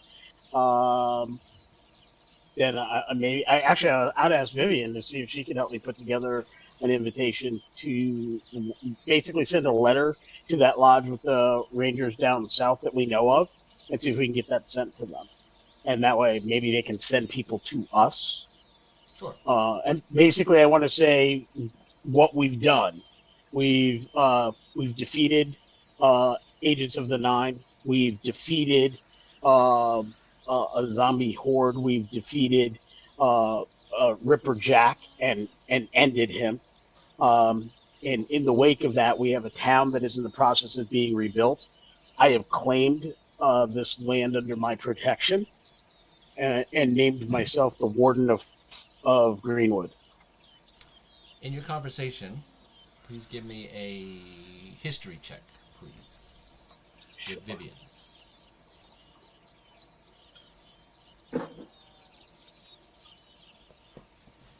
$14. Not bad. My wife is a mystery to me. Nope, not with her. So she goes, so, I think I heard you talking with Jew over a little bit, I guess hybrid awareness. You said you were looking for a bard? Yes. I wonder if Songbird was around. I don't know. We can definitely find her. Where do you think she might be? Well, once, over there at the Warm Cloak, once he's back, let me get his name real quick. Yeah, I think when Ken comes back, I'm sure that he could probably reach out and find her. Once upon a time, I was part of, a guild. Yes. I know you really treat me like the lady, and I love that. In fact, I'm gonna be, the lady of this estate, the lady of Greenwood. Ooh, that's gonna be fun. Yeah. Well, anyways, I was part of the guild. That's kind of how I got involved with you, wonderful party members and stuff. So yeah, I could talk to him and see what happens. Excellent. I think that would go a long way to bringing trade here. I've also thought about sending letters to Forstad to see if any retired Warforged wanted to come here and make a new stand. One or two of them, as part of the town guard here, would be useful. Oh yeah. And I was thinking, if we could bring some dwarven craftsmen, perhaps some quarrymen and such like that, we can start. We can go to neighboring areas and mine and quarry enough stone where we will be able to build a proper wall around the town as well as our home. Can I ask one more tiny favor? Because I know you're putting a lot of effort in building the estate and the house. Yes. Do you think you can convince Sindrid to plead with her cousin to become the high priestess for the Temple of Silkir?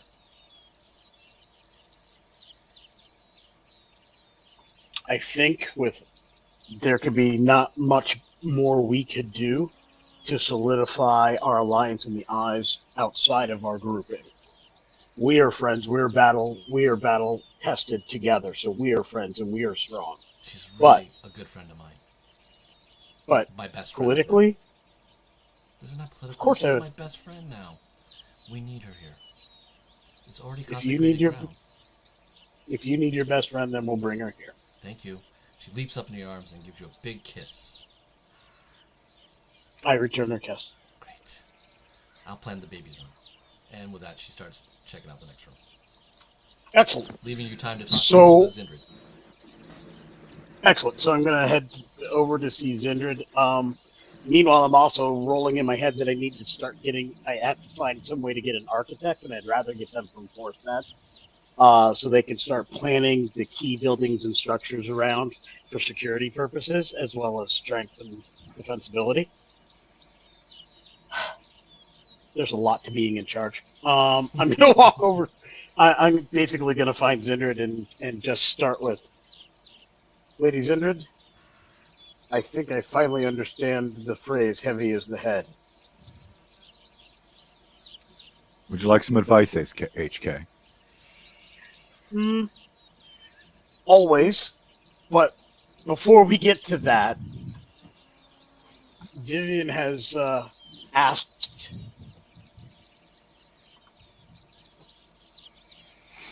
if it would be something that you would be okay with, and if you could help convince her best friend to come here to build a temple to Silk.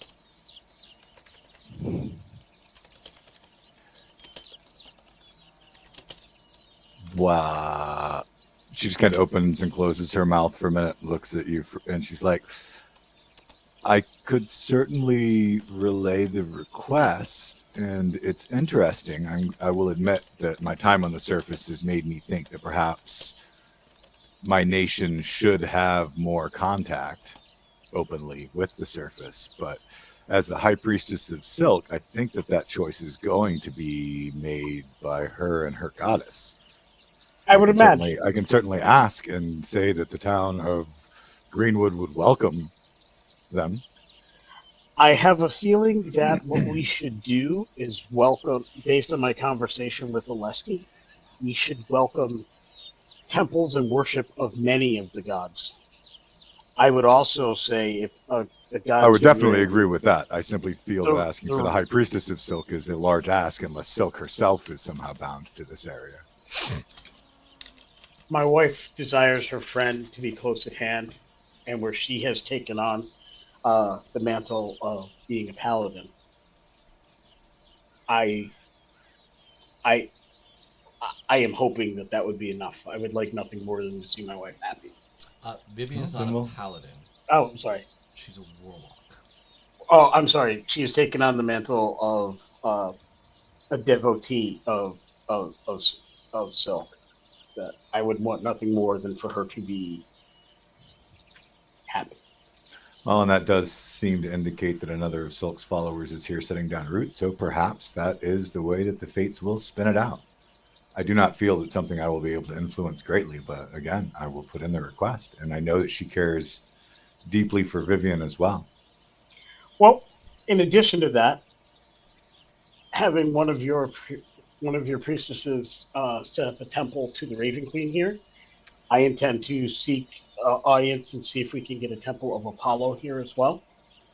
And any of the faiths would be welcome to be here. Perhaps you should put that out, or have it put out by the town, that this specifically is a community that welcomes people who worship any of the gods.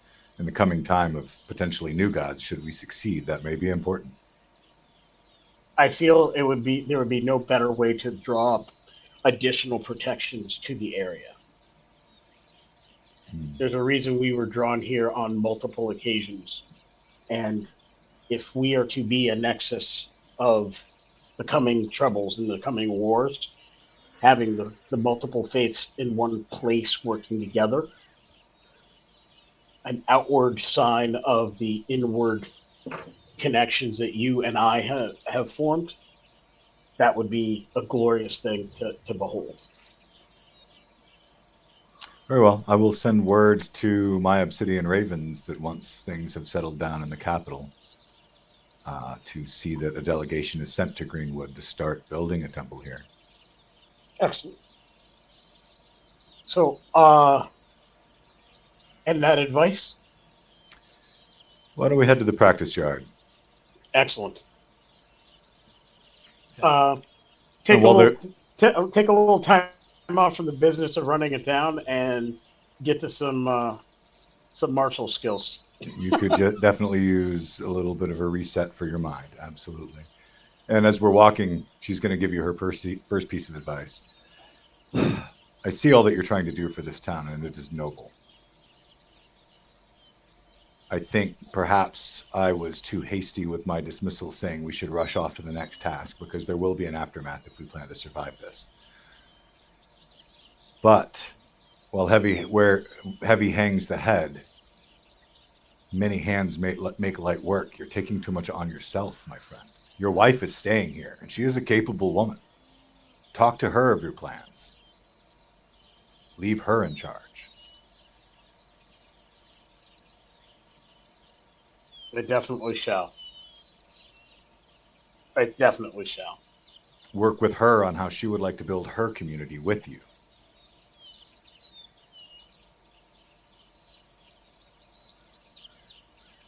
Greyheim was not built by Razan alone.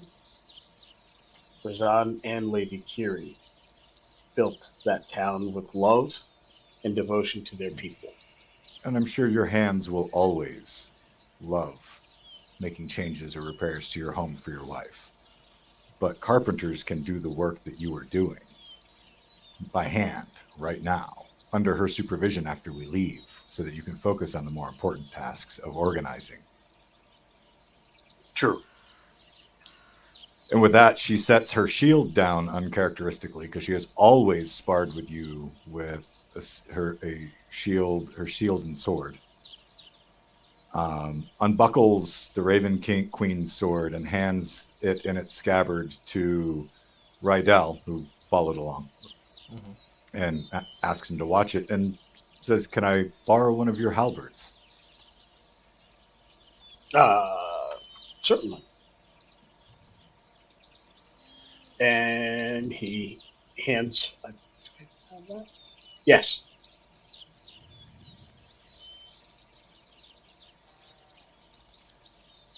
And she starts out just, sparring with you. And she's not as familiar with the weapon as you are, clearly. So you're doing well and finding lots of openings. Yeah. All right. You guys have a great moment going through that. As we May I throw on one last piece before you break scene? Yes. Thank you. And as she's going, she's kind of waiting for HK to make a comment, but he's stoic as usual. So in the end, she just goes ahead and says what she has to say. She was trying to lead him into it. And she says, "You see how I've left my sword and my shield on the side?" As she's panting a little bit, trying to master this weapon she's not as familiar with. Yes. It's because, tactically, I have to keep myself familiar with other options. If I always go to the same shield, if I always go to the same sword, I'll become reliant, I'll become dependent, and that's when the next strike will come. The fatal strike.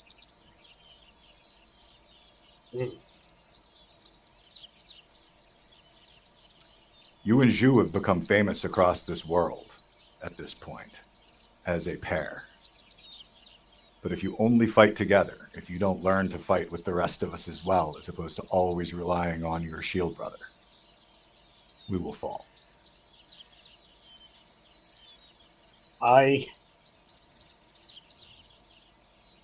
As you are a tactical leader, I really felt that I needed to get this off of my chest.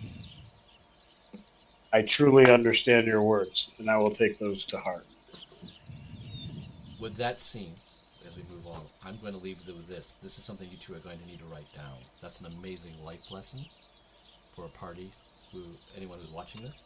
That's why we go forward with that. You may have one lucky boom at any point, beyond inspiration as well. You can add 10 to a roll. Because that was well done. Very well played, gentlemen. Thank you. As you move, we go to the other scene. You guys have been traveling during the camp. I will ask first, Jew, do you attune to the armor?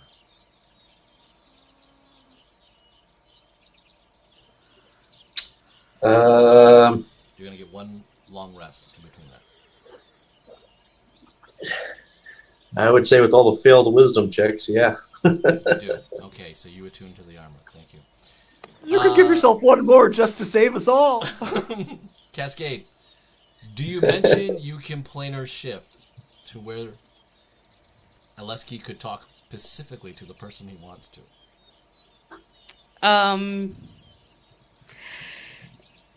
Not yet, only because I don't understand that. At this point, I think she thinks that that going to Fang's Port, we're going there specifically to speak face to face with the person he's looking to talk to. Okay. Do you have proficiency in religion? I do not believe so, but let me give a quick gander. Religion. Proficiency? No. Okay, so you can go with that assumption. All right, so you guys will traverse off. It is 9:30. I'm going to wrap it here. We will split the party on our next session. Dun dun dun. With what's happening in Fang's Port as Oleski tries to find out what has happened to him, and now possibly Jew. And we have our budding community growing in Greenwood. Well done from our Tabletop Journey players here. Okay. Oh, thanks, Ben. No, it was amazing. That's a great way to. I love seeing scenes like that allow a player to, showcase real characters, personalities and stuff. And we didn't have a combat, so that's what roleplay is all about. Right. No, it was a great time. I really dig it. enjoyed the session. Yeah. All right. So we are looking. We need to pick a date next Sunday. We'll say this live. A lot of people can choose.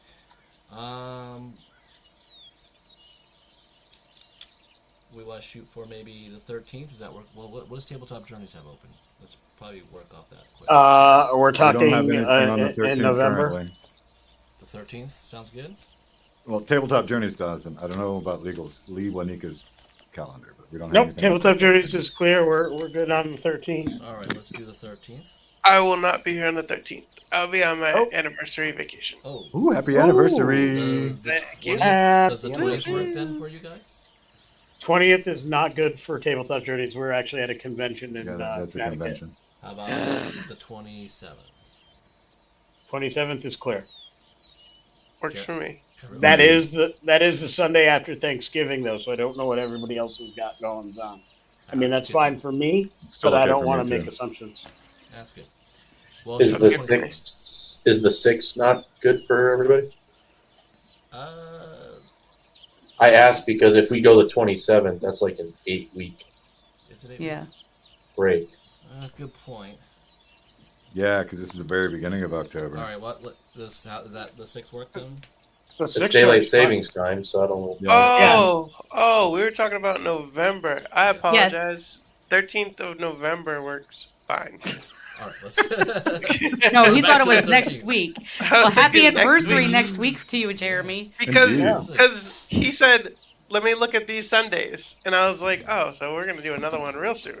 No, I need a Yeah. month because especially with you guys breaking in 2 different spots, I gotta kind of plan No. things up. So Ben, I'm 13th? good. I'm good with the 6th or the 13th. we're gonna but do the equal- 13th. That gives us a couple. Okay. days. Okay, and then maybe Spero or Old Ways. Is that the? So next Old Ways I is will the figure that out with the 23rd. group. Yeah, I'll figure out with the group there. That might be the 27th might work for the group. That gives me a month on those. Yeah, I really wish Okay. I had had the bandwidth to join the second one too. I really did. Well, in time as I get the Old Ways together, I actually plan on having a numerous amount of cameo appearances. So, Cool. allowing people to kind of help build the community in different little ways. So it's like they'll come in, do a little 1 to 2 shot sessions, and then skedaddle out of town and move on. But make a That could be make a cool. appearance. Yeah, I think it's something I want. I am in the habit of running games with some different fun and flair. So as this is very intense and, like I said, world shaking. Spero is more Not to mention, we might have a total party kill lined up in the next session or two, so might need a reset anyway. Well, and Matt, even if we don't, I still need to have a fig from you, sir. Yeah, we gotta get that going on. Yeah.